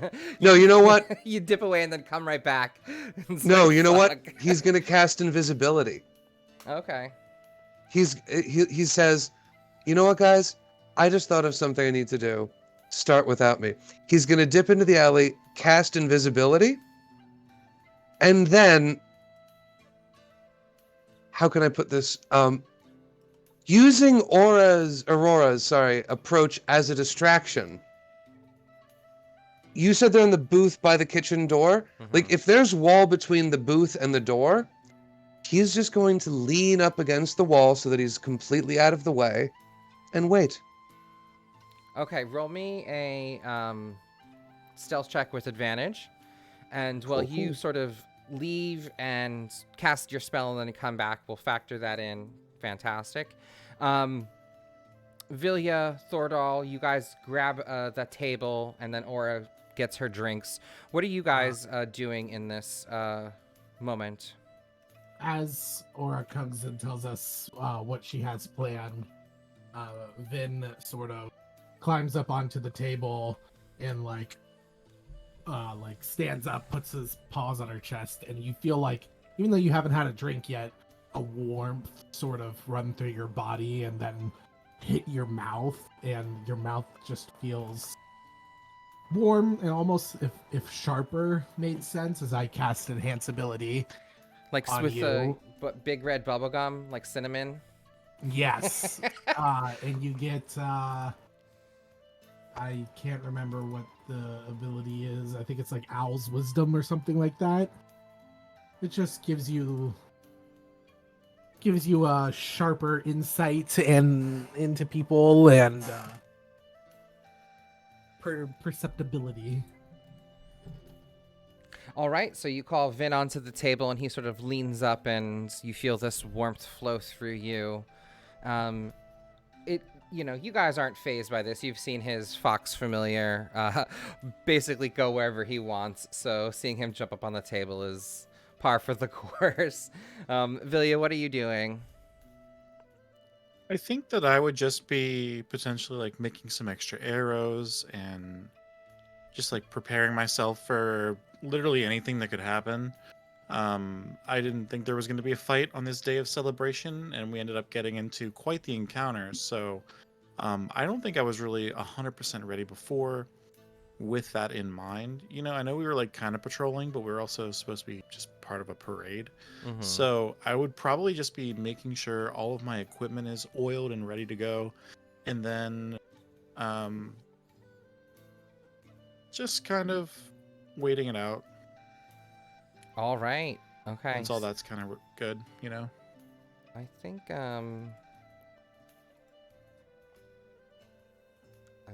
let me see.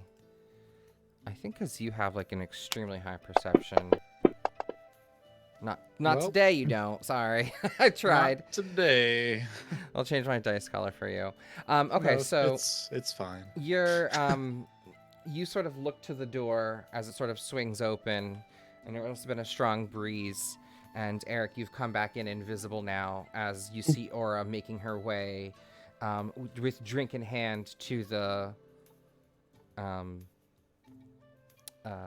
guards sort of in the back. And they're very jovial, like, ha ha, you thought he could go 7? I thought he could go barely make it to 5. There's no way. And he says, 5? You're underselling it. I could think a minimum of 6. And you see that they're just sort of bullshitting, using some scale, talking about whatever, as you're sort of walking up, you know. Mm-hmm. Oh, yes, 7. Maybe I thought maybe 8. Hello, paragons of the respite. It's once. Thank you so much for your service and for what you do for our great Citadel. I have brought you these, and I place 2 cups full of the local drink down in front of them and kind of just squeeze my way in on their seats and just try to bleed myself into their conversation. Sure. Let me roll me a persuasion. I'll give you an advantage since you're coming with drinks and they seem to be thirsty. I want to see something real quick.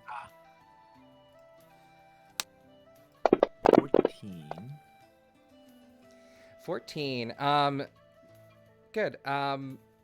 Pretty good. As you sort of sit down and you can see one of them sort of is like glaring a little bit, and he says like at 8. I didn't think that performance was an 8. He sort of says under his breath. Well, the other one says, Aura, is that you? I can't believe it.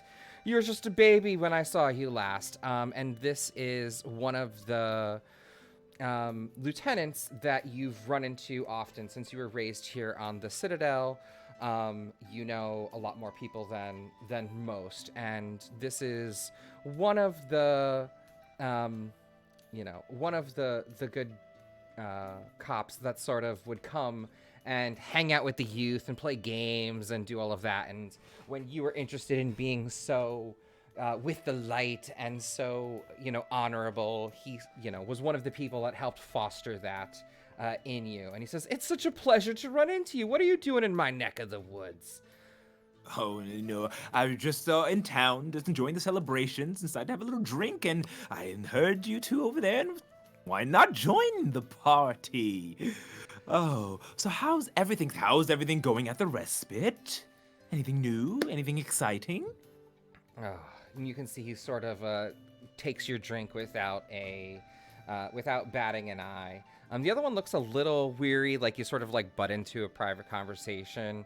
And he says, we were just talking about the performance from the 100-year celebration a few days ago. I thought that one of the tribe's dances was more magnificent than the other one, but I, seem to be the only one that thinks so here. And he says, hold on. Munkar here doesn't really believe me when I say that they're worth waiting to the end of the show. And he says, and the other one says, taking the drink you put down after just sort of giving in, taking a big gulp. That's I said what I said. They ain't worth it. I left halfway through. He says, you missed the best part. And you're sort of like talking about that. And he says, yeah, things have been all right. It's been a little crazy. How so? Halima, she's runs a tight ship, and she's been kind of on edge lately. I think it might be all these ships coming. We're not normally used to seeing lots of sky ships coming in.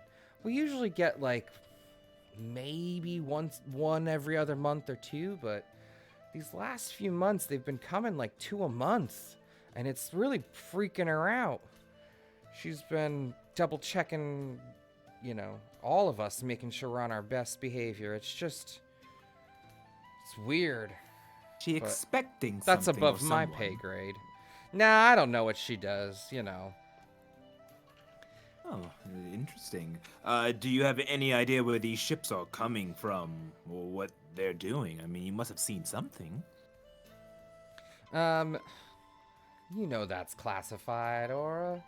Oh, I know. You know that I am trying so hard to look good, because I honestly wish to one day end up like one of you, a protector of the city. I'm training myself every day, and any little bit can help. Come on, it's me. Please.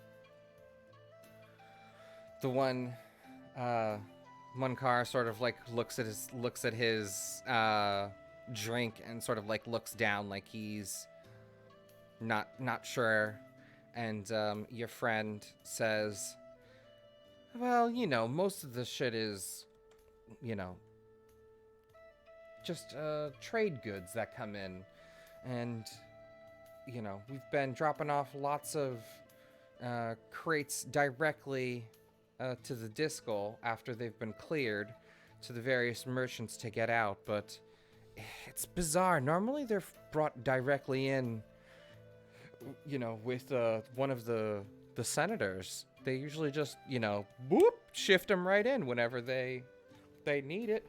I know they got their bureaucracy and all of that, but you know, usually they don't care, but I guess someone's got their panties in a bunch and called for them to bring it here directly on a ship, but it ain't easy finding us here, as they sort of gesture out the window to the, you know, ethereal realm where it's very, the you know, rolling ethereal mist, it just goes on forever, and it's not the easiest place to find, but they've been clearly hired some fancy navigators because they sure best be coming in on time every month, twice a month.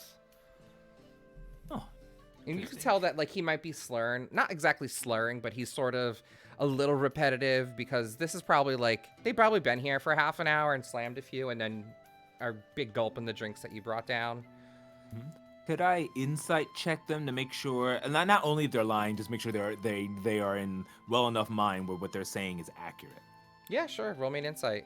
Okay, and I should have advantage on this for the hour. Ooh, Yeah. natural 20, 21. 21. So, absolutely. They are they're sort of in bitch mode. They're like just sort of ranting about the day, and you can tell, Phobrak is the name of your friend, the one that sort of was not exactly a mentor, you know, mentor Esh, and he sort of says, or is in like a decent sort of mind. So they're sort of not exactly in the drunken state. They're sort of in that like hazy, buzzed sort of feel, like a little red on their cheeks, a little not giggly, but sort of, you know, feeling themselves a little bit. And although you brought a new, you know, aura to the table, they both were able to sort of relax enough to sort of dig back into it with you. And yeah, it's just been really crazy these last few months. And what's his name? I don't know. Who's that guy? He's been following her around with a clipboard everywhere she goes. He's really got her ear of late. He's like, the new guy? No. He replaced Johnson, who retired at the end of the new year. Oh, Scarlet Wound? Oh, fuck that guy. And they sort of like bitch back and forth, and they say Seymour Scarlet Wound is one of the like people who sort of keep causing trouble for Halima and constantly running her dry, basically. Is it Scarlet Moon or Seymour Scarlet Wound. Wound? Huh? Quite the powerful name. Oh, Seymour Scarlet. Oh, I've never heard of him. What does he look like? I didn't realize that Halima had someone new following her around, taking her notes and orders.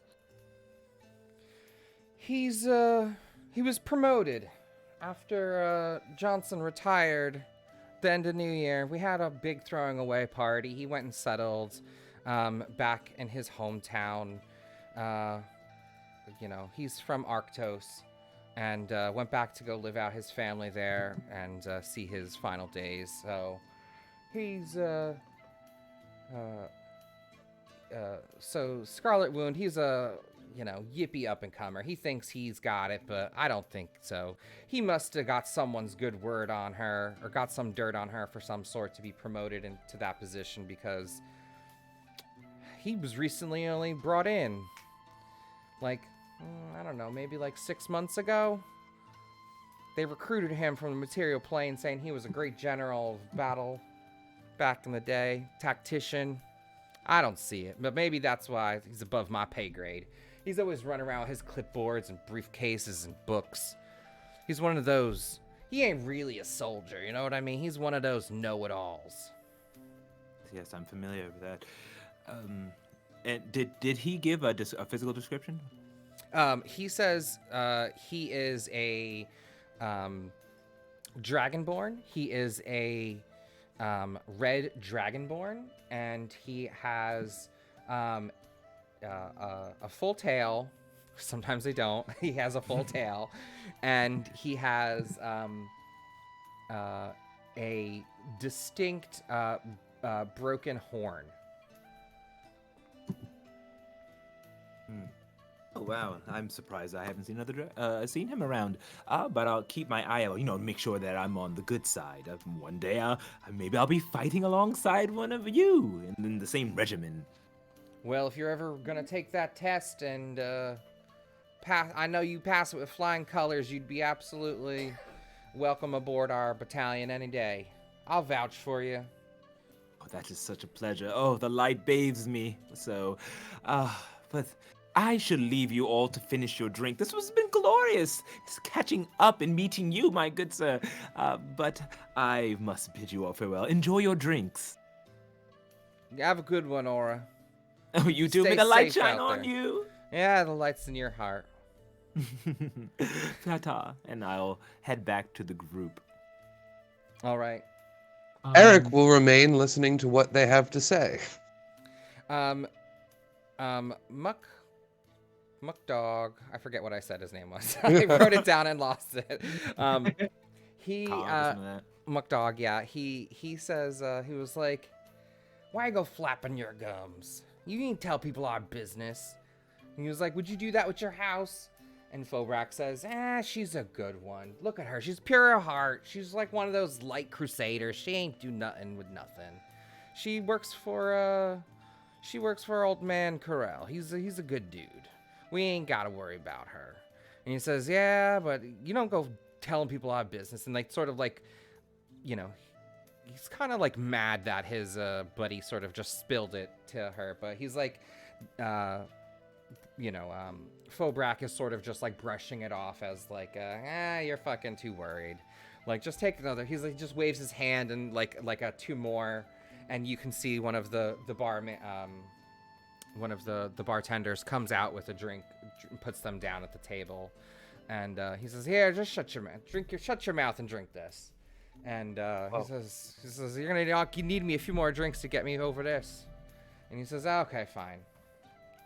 Eric will hang and wait and just if they say anything interesting, he'll perk his ears up. But yeah, we can cut back to the rest of the group. Yeah. We'll say that roll me a perception check while you're sitting there. Okay. While you're invisibly listening.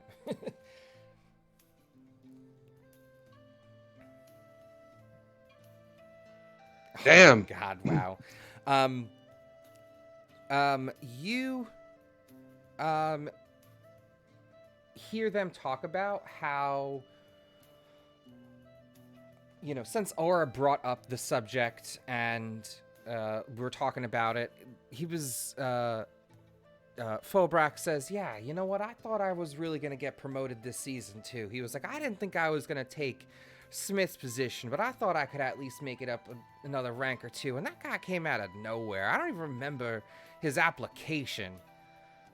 Who presided over his ceremony?" And he's like, I don't. And you see the other one sort of scratching his head, like, I don't really remember either.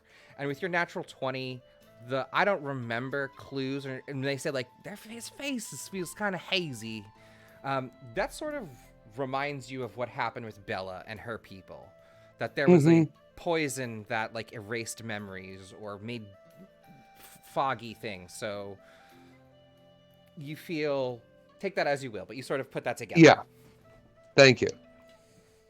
And then after, because it's a minute or 10 minutes for invisibility. An hour. Oh, an hour. Okay, so you could just chill the fuck out there if you want and listen. But they're sort of getting, Yeah, after like once another I'm like 15 Sorry, or go so ahead. minutes, after another 15 or so minutes, they probably get to point of inebriation where they're just bullshitting and bantering about personal lives and they're not talking about anything anymore. Yeah, once I'm certain that they're not going to be talking about anything pertaining to Seymour or of anything of interest, Eric will go back to the table that the others have grabbed. Yeah. I assume there's an extra seat. Yeah. Slip into the extra seat, and at a moment when the conversation lulls, just quietly drop the invisibility spell.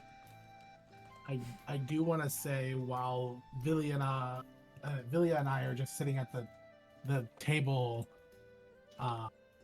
sort of waiting for our companion to come back through the door, but never actually does. I revised that since I don't have detect thoughts memorized, and he knew that. He said, "Get a table. I have something to take care of," and disappeared. Yeah, we were sort of just waiting for you to come back. Oh, okay. We are waiting for you to reappear. Yes, and after 15 minutes, at your table, he does. So, Whoa! do you, it sounds like, Thordal, you want to say something right before that happens, Yeah, though. it's just sort of while we're at the table and not really doing a whole lot. In your head, Vilya, you actually hear, like you occasionally do once in a while, Thordal's voice as Vin is just sitting in his lap. And he just goes, "So how are you liking this area since coming here from the World Tree?" And the voice is rugged.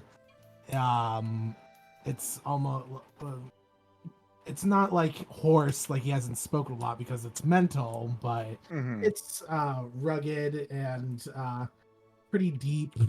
But he speaks with sort of like a soft baritone, just calm and collective. I then respond in kind mentally, not really taking my eyes up from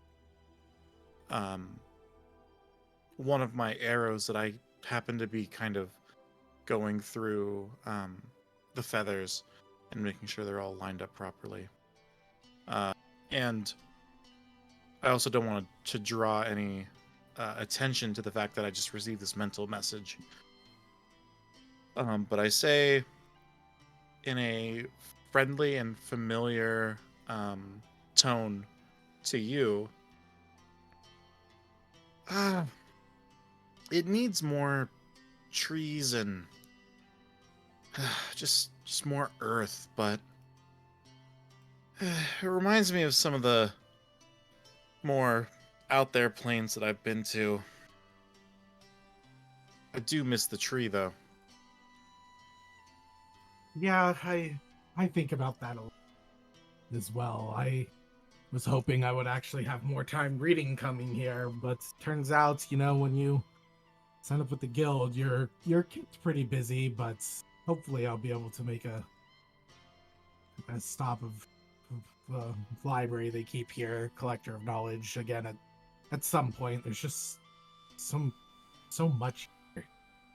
Sort of I know. the different feeling than the tree. It's a little overwhelming, I agree.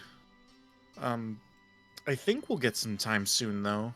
I feel like we're getting pretty deep into this conspiracy of them, and I'm a little bit worried about them trying to potentially take out the World Tree next. Yeah, I mean, the world tree is sort of just under threats all the time. To the east, there's the undead constantly swarming it.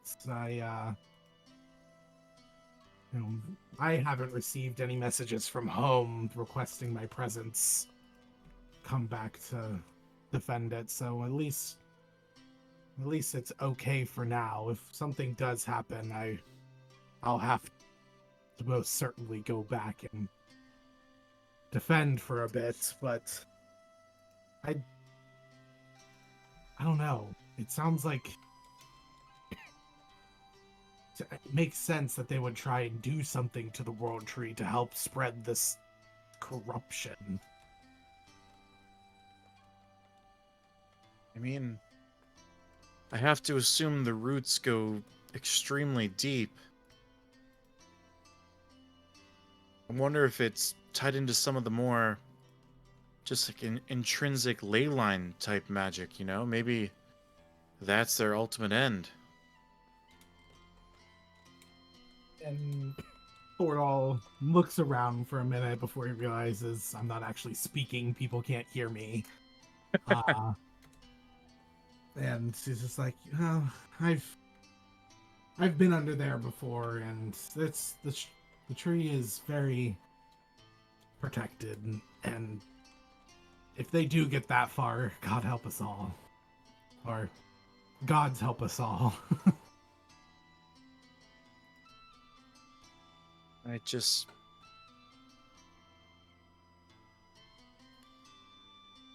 Great evil always finds a way to defy everything that we keep sacred. It's the only reason that I'm just so pessimistic. I wish I could be a little bit more optimistic like you, Thordal. Oh, I try and be a bit of an optimistic person, but it's hard. I'm not like Aura. That's a lot. I don't think anyone's quite like Aura. I have to constantly remind Vin to not just be rude and go off. He doesn't. He's sort of, I don't know, since being here, it seems like he's developed more of his own personality, and he just gives everybody attitude. I mean, would you expect any less? I mean, you've given so much responsibility for, representing you. That's true, and I love him for it, but it's It makes it It's- complicated. I agree. sometimes, oof, that tongue of his. Silver. And he lets out a vocal chuckle before when you look up from your arrows, he just gives you a soft smile for a second, happy to catch up with his friend that he hasn't in a long time, before he looks around and he just goes, do you know where he went? Did you see him come back through the door?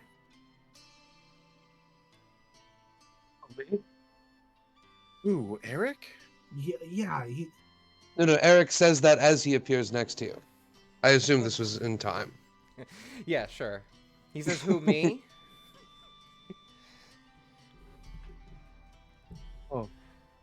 Did you do an... How long have you been sitting here? Here, about 10 seconds. I was listening in on their conversation with Aura. And how did that go? Interestingly, I'm sure she'll relate it when she gets over here as well, but there is a new lieutenant I'm going to make sure that we're talking quietly so that no one can overhear. Travis. Also, you stayed back, so we'll say that. Yeah, that's right. Aura would have come back already, wouldn't she? Well, Never mind. I want to. Aura actually does not sit there next to you guys. She actually walks past and is going to go to the bar to not look like she just left, like she's blabbering over. And as she walks past and sits over at the bar, you all kind of hear in your heads. At least everyone she can see. So if I can't see Eric yet, that's fine. You all hear in your heads. Testing, testing. Hello. May the light be with you. Hi, don't be alarmed. It's me, Aura. I am talking to you telepathically as I am And a that's where it gem cuts off. dragonborn. Oh, no. I'm a gem dragonborn. I can completely talk telepathically. Oh, really? Oh, it's not just message? No, I'm psionic. Oh, okay. It's full psionic. I didn't realize. Okay, sorry. Carry on. So you hear this long tangent running on. And she goes, I have heard a few things that I think we should discuss about. I'd rather not talk about it here because I don't want them to be suspicious. They were already a little antsy that I was asking questions. So I'm going to sit over here, and when you're ready, I think we should all convene separately out of here and discuss. Thordal actually tenses a second, hearing a different voice in his head that he didn't welcome in himself, and his thoughts are like, oh, did they hear me?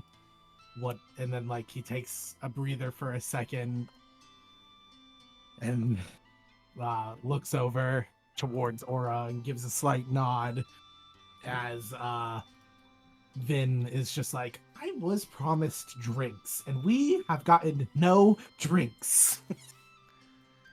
Very, very vocal. Oh my gosh. All right. So what do you do? So, or you sit at the bar and sort of telepathically relay this to each of your companions, and you hear a response of Vin's voice in return for drinks. And then we'll say a moment or two later, after you guys sort of hear Aura's voice, Eric will have appeared. And yes, he'll do the who me? I just sat down a few seconds. I just sat down a few seconds ago. And you He see was Aura like, sitting "There by you herself at the bar, sort of glancing over her shoulder occasionally at your group, but not sitting with you. He will not. He will half look at her and then look away, assuming she has some reason for being separate. So I don't know if. Well, yeah, I can see she didn't talk to you. Did she fill you in on what she heard from them? I think she wants to do it in person. Okay. So we can, I'm gonna make Thordal go to the bar and get a drink on her, and then we can head out. Right. So we'll keep it casual until then. So Vilya, tell me about your time at the World Tree. And he'll just start making small talk while Thordal gets his drink. Yeah, Thordal goes up, orders a drink, and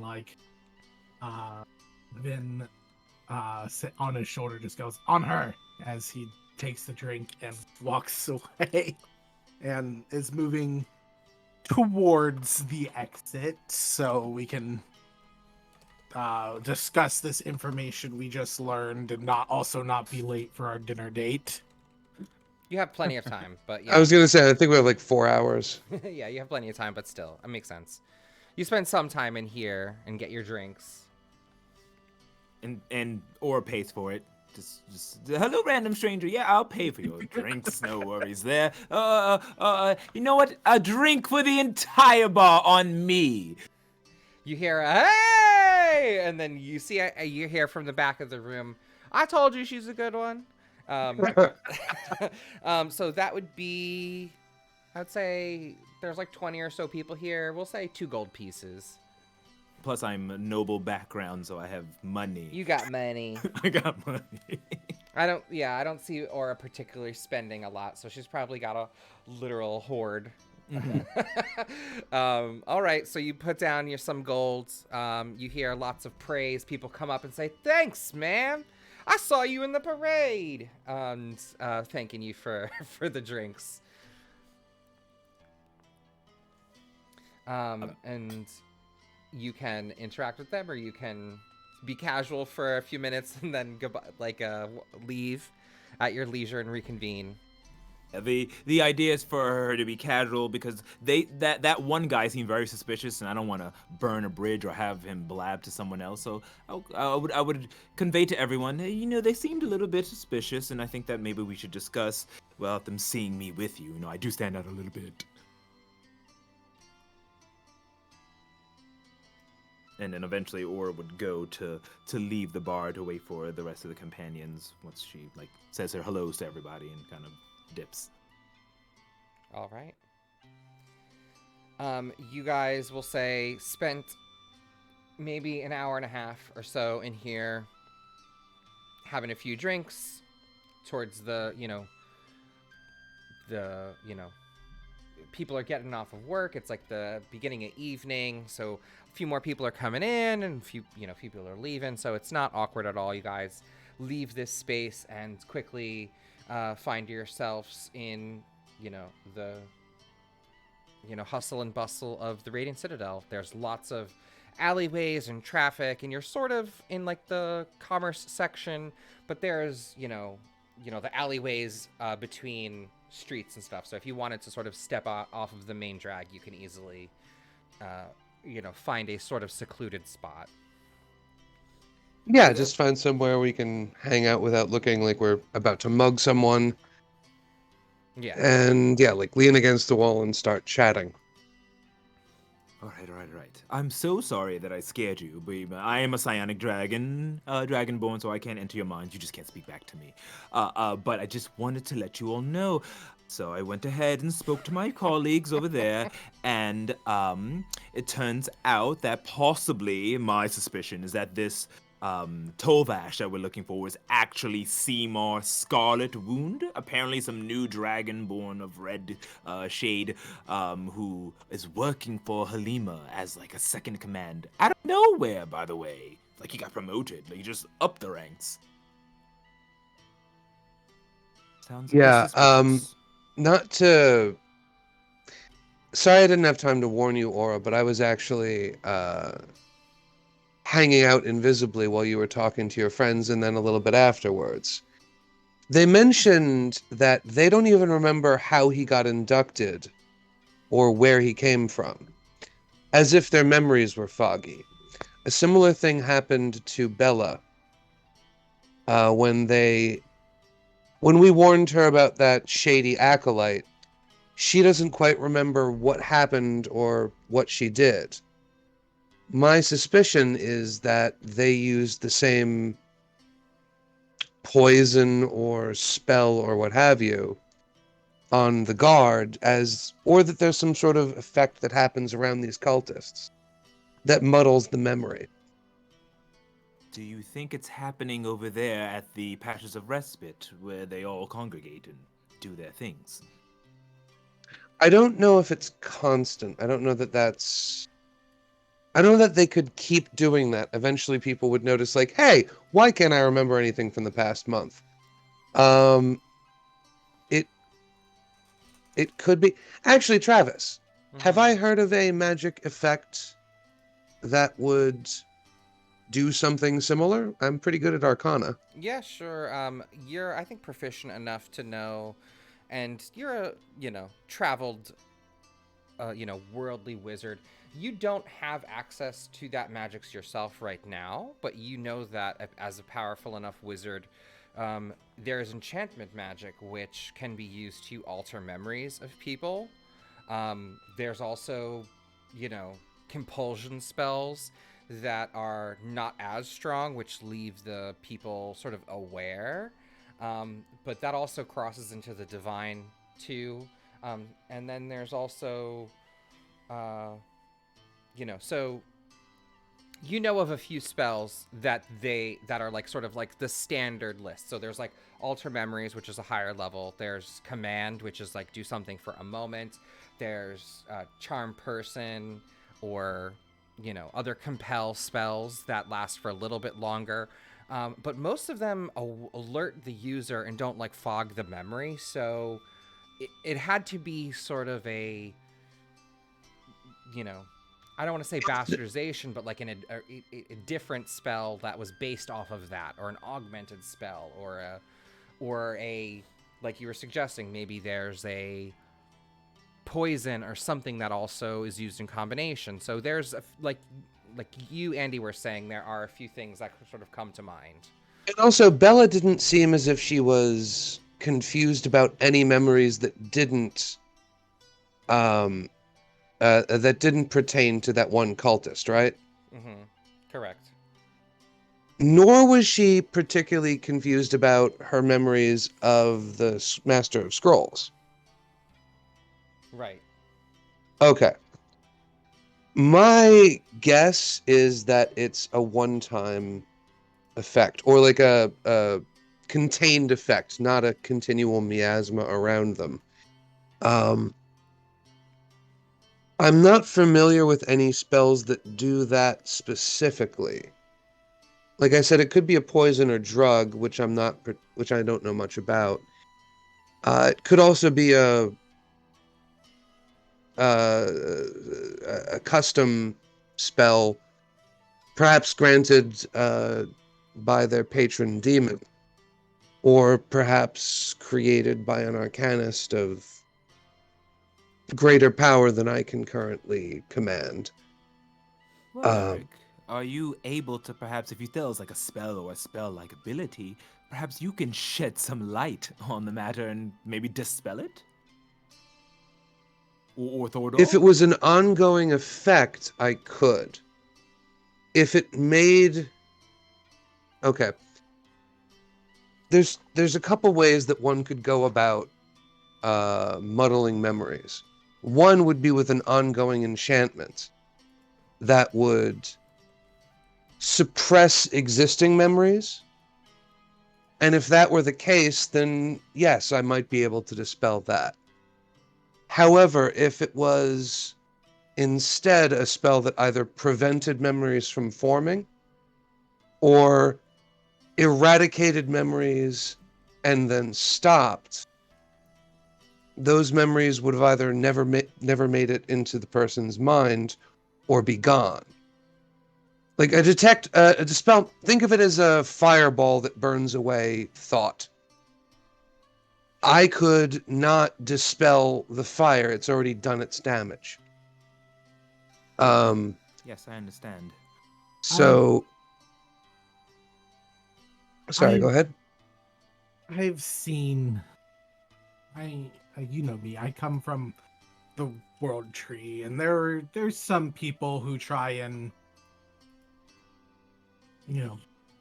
get to the heart of the world tree and figure out what it is on through nefarious means. And there are certain spells that have been cast on people of my clan to almost make it seem like that person wasn't there. And there is a way to reverse them, but I unfortunately don't have access to that that sort of restorative magic. I have the lesser version of it. I don't have the greater. So I mean, if Regardless, I don't think it's that important. What we need is to know more about the cult. If they have muddled memories of the Seymour, that's unfortunate, but it's also not our major concern. The fact that he is the focal point of these muddled memories strongly suggests that he is part of this cult. And if we're able to take him alive, so long as we can prevent him from killing himself, and they seem very happy to do that, so we need to watch for it. But as long as we can prevent him from killing himself, we can get all the information we need out of him with no risk to our memories. Or if he tries something while we're there, I can make sure I can dispel it before he gets the chance. DM, we are meeting with Halima tonight, right? That's what we're meeting with. Yes. Okay. Well then, if Halima has been spelled in some way, would you perhaps be able to maybe secretly see if she's under an effect of a spell, detecting any magic on her? I can do that. I would need time to set up. it's a good thing we're gonna be there early then. Yes. Yeah. Wait a second. She may actually be under, because apparently if Seymour just randomly popped up and is now her number 2 out of nowhere, she may be under some sort of spell herself. And we need the light to illuminate that, don't we? That is possible. It's also possible that he came in through proper channels. If they have one second in command, they could have more than one, or just that one person might have been enough. His good word, plus some properly forged transcripts, could be enough to get someone into the guard for the passage of respite. It's Well, sorry, go it's, ahead. it's just a matter of just checking. Of course, if there's some sort of enchantment magic lingering around her, Right. best to get rid of it. Maybe we'll Certainly, strike gold. I'm sorry? I said maybe we'll strike gold and get lucky. It never hurts to check. Yeah. What I'll do is I'll need some space to cast. Because remember, yeah, you are going to like another tavern and bar. So if you're gonna be like Yeah. shaba shabada with your spells and you're moving your hands and arms, like people are gonna be like, what is he doing? Why is he casting spells at dinner? Yeah, I mean, I guess I could get away with one turn by pretending to be saying grace. The other, let's see, 10 minutes. The other 99 turns it's going to take for me to cast this will probably not be. They probably won't overlook that as easily. I'm sure there's gonna be, like we are in now, maybe an alley nearby. We can just stand in front of it as you. I was gonna say what I'll do is we'll get our table. Like I said, we should get there at about 8:30. We'll get our table or get a booth. I'll excuse myself, right before she's. I'll excuse myself about 15. After 15 minutes, I'll excuse myself. I'll begin the casting. Hopefully, she arrives promptly at 9. That would give me 5 minutes of detection. It lasts 10 minutes. And it'll take me 10 minutes to cast it. Well, isn't it 10 minutes after you finish casting it? Yeah, so we're supposed to meet her at 9. I'll excuse myself at 8:45, go off, cast it. That takes 10 minutes, leaving us at 9:55. I come back, she joins us. I'll be able to see if there's anything on her. Yes, that works out great. Mhm. I will. I won't be doing much talking. I'll keep Vin near you, so you can just tap him, and you'll let me know. That comes through Vin speaking, of course. I know I said I, but Vin talks like he is me sometimes. Okay. I acknowledged that beforehand. Okay. Sounds like we have a plan. All Say- right. I s- Go ahead, Vilya. I was just gonna add. I say we get on it then and get moving. All right. So, for the sake of time, since we're rapidly approaching 10, I'm going to say that time passes, you have your drinks, you meet up at the designated spot that Guildmaster told you to go, and you find your booth. Quarter of the hour comes.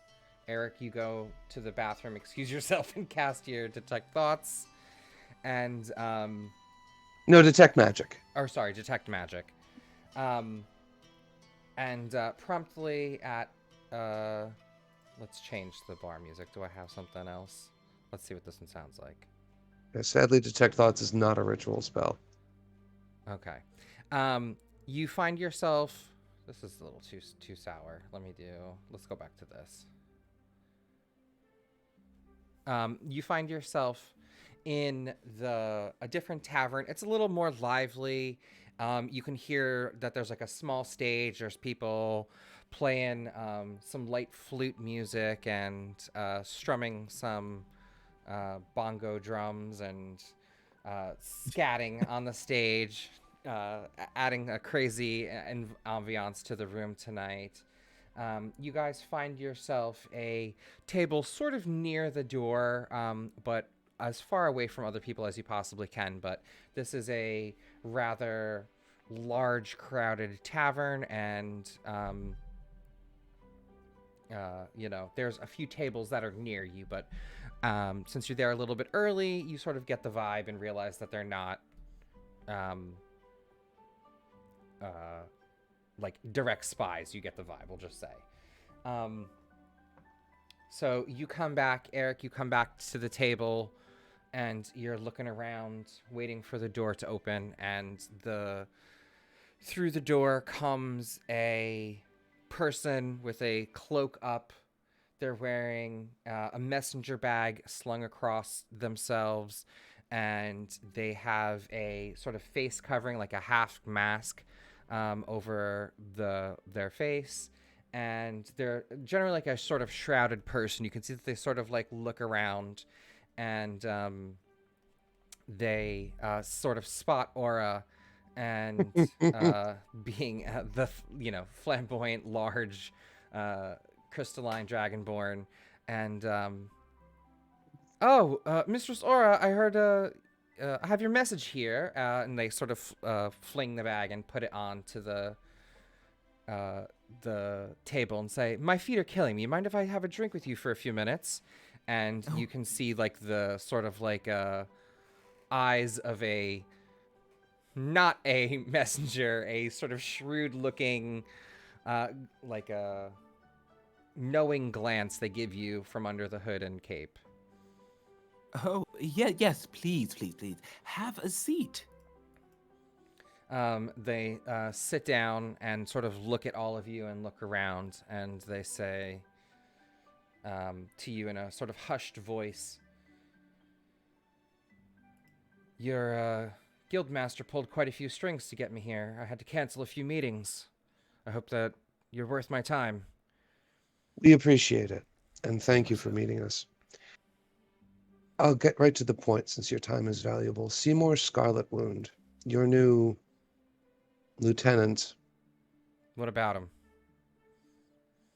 We suspect he may have been involved in the attack on the celebration last night. Who did he... Sorry, I'm sorry. This is Andy fucking up. His posting, was that arranged by the Master of Scrolls of the Tyranny? She says, sort of looking at you, "It's very presumptuous of you to dive into the business, especially of those of leaders within the respite, but he was well appointed, vetted by several tacticians and leaders, very well connected on the material plane. And I do believe that one of those recommendations did come directly from the Trani tribe." Unsurprising, since he's also most likely involved in the attack. And yes, it is presumptuous of me to get involved in the business of leaders because they are targeting the leaders. Can I make an insight check of when that information was thrown out at her? Yeah, please do.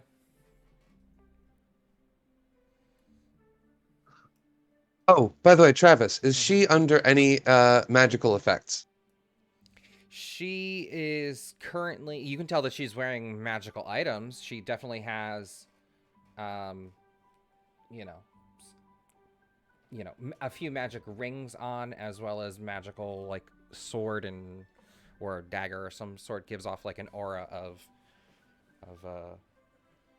power, like an aura that you can feel with your detect magic. But I would certainly expect that to be the case, yeah. her herself does not appear to be under like an enchantment or beguiling magic or anything like that. No ongoing effects on her as a person. No That's ongoing effects on her all as a I needed. person. Yeah. Thordal, with your 17, you see that when Eric just jumps right to it, she is taken aback at the abruptness, but because he sort of dropped the names of the people, the Master of Scrolls, they knew his name exactly, you can tell that she sort of like looked in and is gauging and sizing up you guys to understand who and what you know. And knowing that the Guildmaster pulled strings to get her here to talk to you, she's all, like the wheels are turning in her head, and she feels uh she feels like honest in her her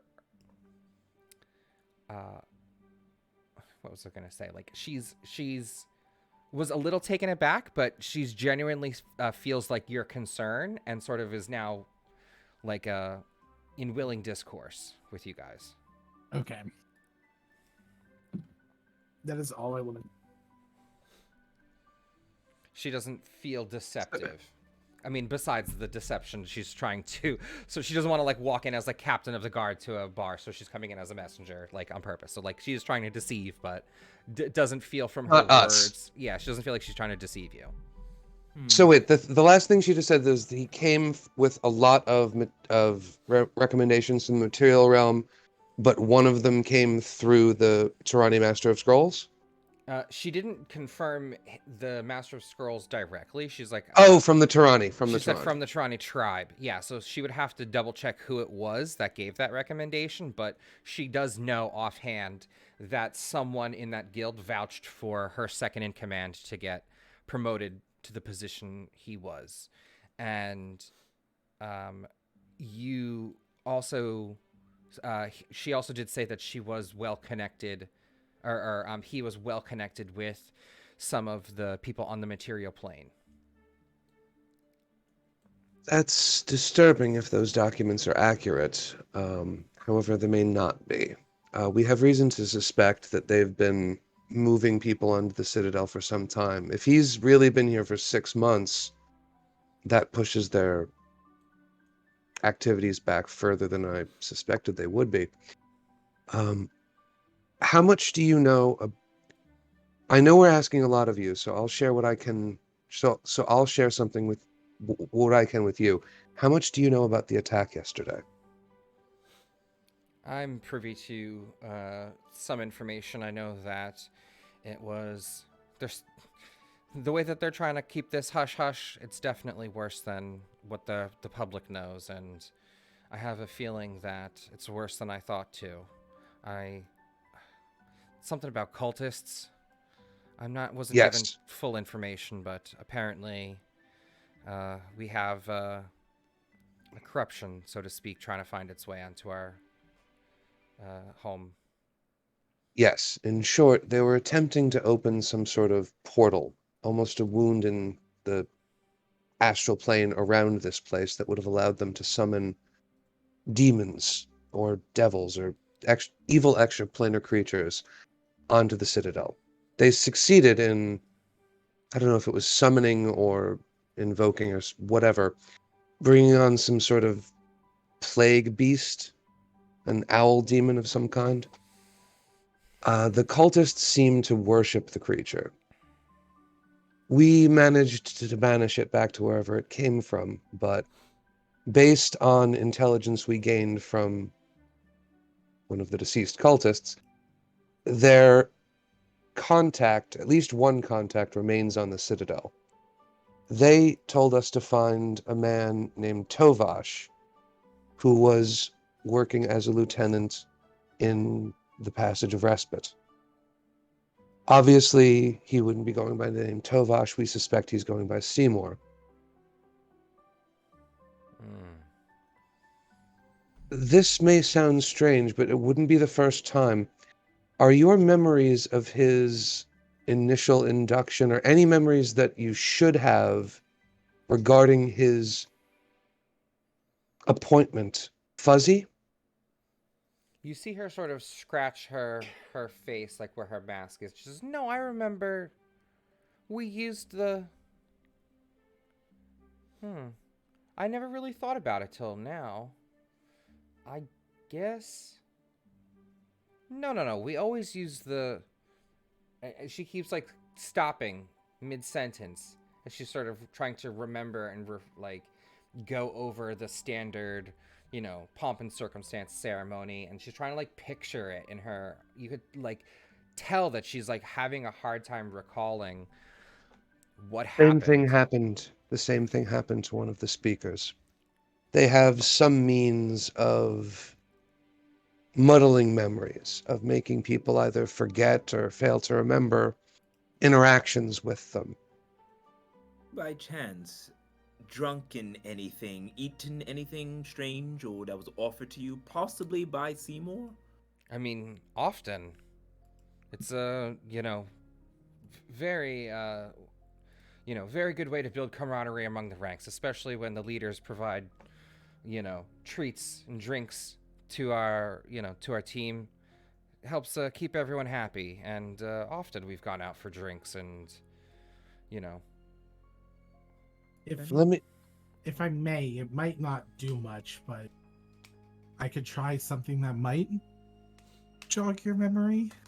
Before you do that, one more impertinent question. Has he been kicking up more work to you than your previous subordinates? Perhaps running you a little ragged, especially recently? I mean, the number of ships that are coming through, I don't know. It just feels very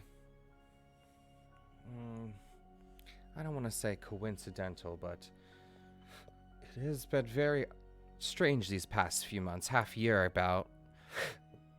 I guess. Seems yeah. like the right timeline. And I don't think it's a coincidence at all.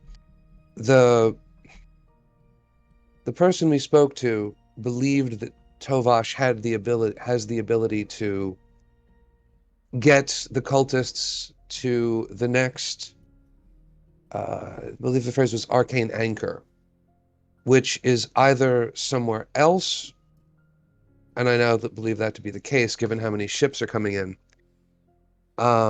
Probably on the material plane. This could be some sort of invasion, now that I'm thinking about it. If they were to make Travis, the portal, if they were to make another point, like equivalent to that first one, would that then maybe create a two-way, like a two-way gate, Like a tunnel, rather like than a gate. yeah, like a tunnel from there to somewhere else on the material plane, rather than a portal to the abyss? So Like, could that have been? Sorry. It's probably possible. You're not exactly sure. That Magix is still just a little bit beyond your grasp, but it's not inconceivable. You know what I mean? You've heard of other wizards casting gate spells, or even the dimension door is a form of short tunnel. So of magics that exist, but on that level, you're not exactly certain. That sounds like... Sorry, Torvald, I cut you off, or Thordal? I didn't say anything. Oh no, sorry, you were had going some to? means to something you were trying. Yeah, Thordal Vin is like, my compatriot Thordal might be able to help us. He has a couple tools in his arsenal that might help jog your memory, although there are no promises if you would like to try something. Should we do this here, or should we make arrangements for another time? I guess another time is fine. I feel like someone in your position might be able to get someone more accomplished than me. I was offering. While we're here, then, do you know where Seymour is staying? I don't know off the top of my hand, but I do know he has a place of his own on the Citadel, probably in the upper quadrants, I would assume, not too far from the office or the security gate. Out of character, Travis, is there some sort of central registry of where everyone lives, or is it just up to whoever happens to be living there? In the Court of Whispers, which is like the bureaucracy, they keep record of everything. So remember, that's where Tirani said that the guild logs and everything are kept, or right. copy sent there. So in the Court of Whispers is probably where you'd be able to find that information. Okay, but I would certainly guess they have someone there. Is Seymour at work right now? Or when is he due in? We have a big shipment coming in at the end of the. Hold on, let me look at the actual calendar. We have a big shipment due in 2 weeks, and he's spending the next 2 or 3 days off, and then he'll be on for the following 10-day. So currently, he's either at his home or doing his own personal things for the next few days, but should be due back within the week. Okay. I really do think that whatever is happening is tied to your lost memory. At least whatever, possibly through the food or drink that they offer you, they're really trying to hide something. And perhaps you should really look into remembering what you can't quite recall. Oh, you can bet your ass I'm already on that. And no more free drinks tonight. It was the last one as she picks up your cup and drinks it. But please do so quietly. We don't know how deep this corruption runs. If there's more Confederates, we need to smoke them out. We can't risk tipping our hand to Seymour and having him, these people are very willing to die for their cause. The ones we fought in the crypts were happy to do so. Interesting. So if he could, warn his other Confederates to keep a low profile and sacrifice himself for the greater good, well, I think he would leap at the chance. We need to take him alive. I agree. All right. He's due back in 2 or 3 days.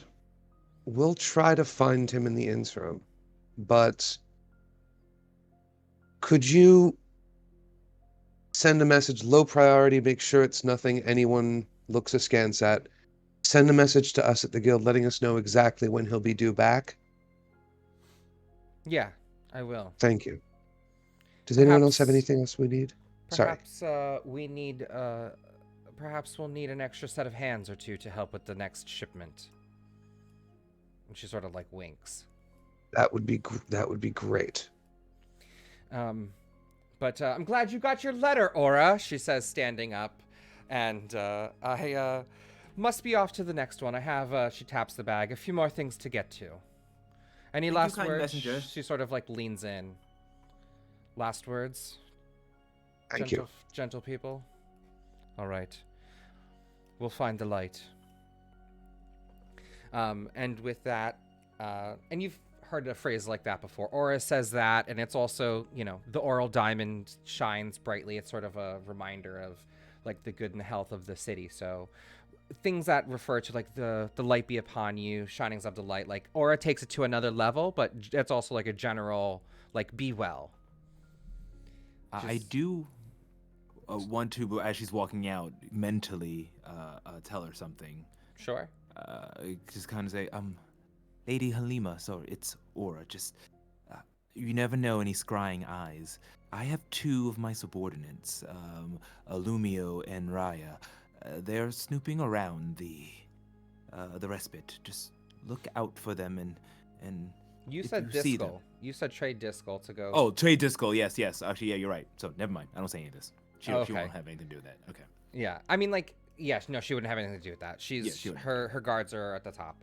Mm-hmm. I mean, you could let her know if you want, but No, it's fine. Because I thought they would probably also snoop around there, since that's where some of the ships from Arcos is coming into. But if they're just gonna stay at the trade district, which is fine, then never mind. it would be kind of weird for them to just like be like, oh, we're just wandering up here to the, you know what I mean? It's not like a place where, like civilians go, you know what I mean? Unless you're getting on or off of the ship, it's sort of like it's like going through customs, you know what I mean? Like, Yeah. I don't know I don't think they're very sneaky. If they were sneaky enough, probably to snoop there, but I don't know. They're very low level. So a Jade and Ruby Kobold. No, I think that they're there's cloaks.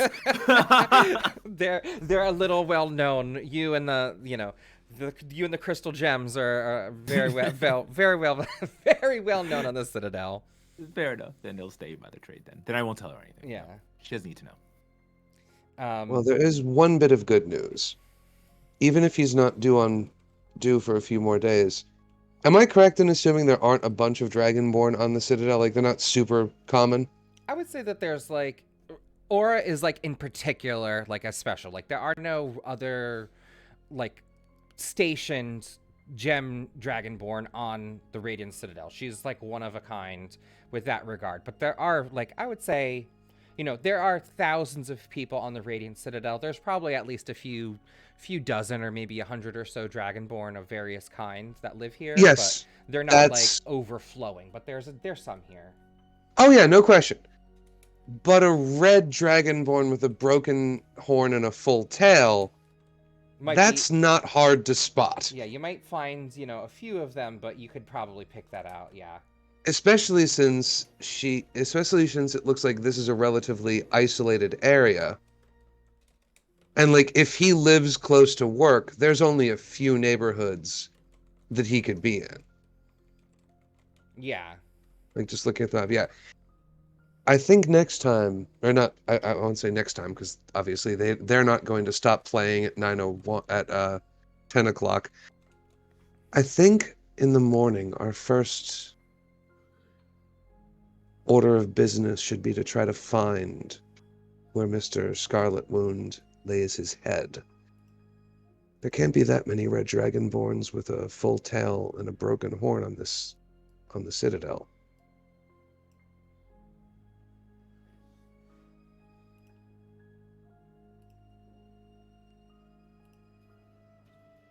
Any other thoughts? Kind of want to reap what we sow. We have spies searching out things in the trade area, as well as we let her know, the lady, exactly what's going on. Now all we have to do is see if we can catch the roaches that scurry out of the shadows. Exactly. Plus, it seems like she's at least... It seems like she's very much on our side. Yes, if we need her... Sorry, go ahead. When she said... When you presented that information, it was a shock. There was nothing nefarious hidden behind her, and she obviously also has been experiencing memory problems as well, so definitely somebody who was duped. There is a malignant cancer at work in the Citadel. We're going to root it out, starting with Mr. Scarlet Wound. And I think that's where we'll leave it, with you guys trying to weed out this malignant cancerous tumor, as you said, and with your sights set on Mr. Scarlet Wound, Seymour Scarlet Wound. So with that, before we go, I know we're just slightly over. I want to do very quickly, what are our stars and wishes? Who was fantastic this session? Who do we love? And what do we wish to see next session? So I'll start. I already made a list in my notes. So Zeki, you go first. Who's your star and what's your wish?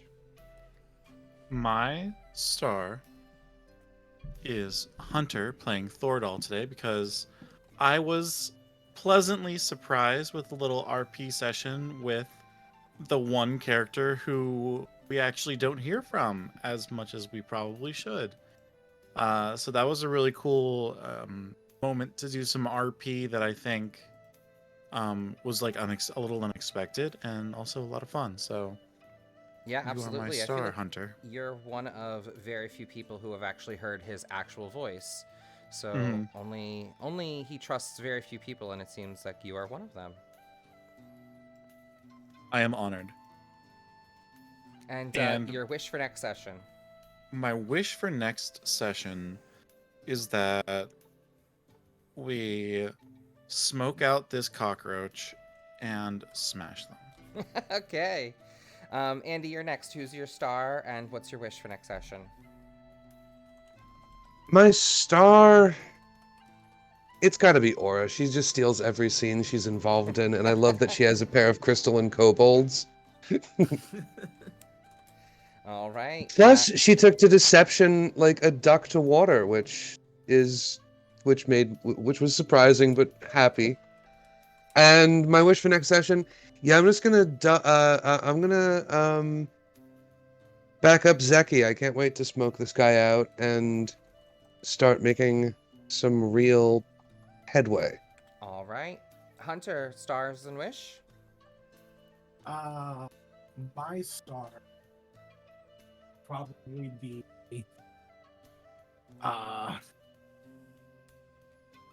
I really liked my little roleplay session I did with Villia. That was great. It was just something I came up with on the fly because we wouldn't be just sitting there not discussing anything. It was nice. I sort of went into it without any plans of what to do. So that was Villia was pleasantly surprised me with everything we talked about. And my wish for next session is, I mean, I don't want to sound like I'm copying, but definitely flush out this guy and get the other 5 rounds of drinks I was promised. All That right. is right. Oh my gosh. All right. Well, I mean, it's on, on Aura. She's buying for the bar. She can buy for her allies. She got the money. She got the money.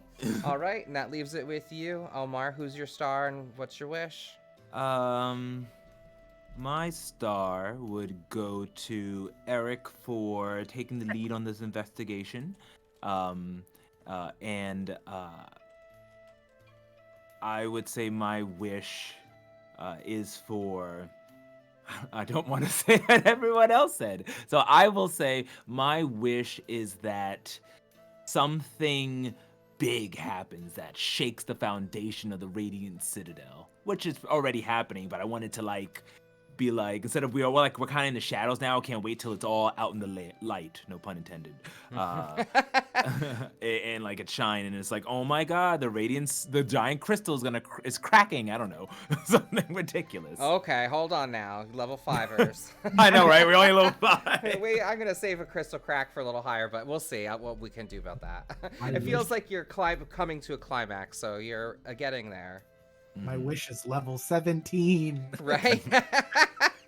Okay, well then you each voted for one another, so I will give it to Andy for your role-playing and sort of taking the initiative and the lead on this, investigative scene. I feel like it's sort of right up Eric's alleyway, and it's, your time to shine. Because, like you said, when it's other times, or we'll take the scene, but today it feels like your investigative sleuth is on the trail, and you have also, as a DM, basically was like, it could be this or this or this. And I was like, I didn't think of that. That's a good idea. I'm going to add that to my list of things it could be. So you've even inspired me today. So this was a great session. Thank you. And you have inspiration for next time. So I see you've gotten your star. So you can use that. That's our D8. When you need a D8, you should have had a D8. Well, you got it. So we'll do quick sign-offs and say goodbye. So we'll quick rapid fire. Andy, why don't you go first? Where can people find Thank you all. They can find me here next time we play, hopefully this time next week. And thank you all for listening to us game here in the Radiant Citadel. Fabulous. Hunter? You find me on Twitch. I go under Miftralongo. Have fun searching that name. And yeah, I'm excited to keep playing and explore this floating crystal throughout the Astral Sea. Fabulous. People will find you, Mift, on the internet and search you out because you stream sometimes too. I do. Zach Villia? You can find me at Zektown on many social media platforms. And you find me here right on A Tale of D20s regularly every week. At least once, twice, maybe 3 times. And you can also find me on Amateurish Productions, where if I'm not here, I'm there. Awesome. Omar, Resident Tailweaver? Hello, this is Omar, your resident tail weaver. Of course, you can find me at my personal where I do cosplaying and stuff at That's So Omar, or here on a Tail D20s. Whether it be on this amazing Radiant Citadel or our Sunday campaign, Descent to the Void campaign too, where you'll find many other people who are here today there as well as friends from Amateur Productions, and as well on our other show, At the Table, with our premiere on that this Friday. Awesome, fantastic. I cannot wait. That's going to be so much fun. And I am Zendark, your resident, your tail weaver for the evening, your resident enchanter supreme. And you can find me here on A Tale of D20s. You can check out our website where we have links to all of our cool shit. I'll drop that in taleofd20s.com for people who want to go there. And yeah, we'll see you next week. This was a lot of fun, and let's raid out to some of our friends. So I see Sensei Suplex is on, so let's go send them some love and shoot it over to there. But thanks again. I hope you had a good time, and let's dig a little deeper into this plague mystery. And Hell yeah. Ooh. And raid has been canceled. Why has it been canceled? Are they actually offline or something? No. I just checked them. I don't know. Let's see if we can go. Right now, I clicked it. And we're through. And we're gone. Bye. It went through. Oh yeah, they're totally there.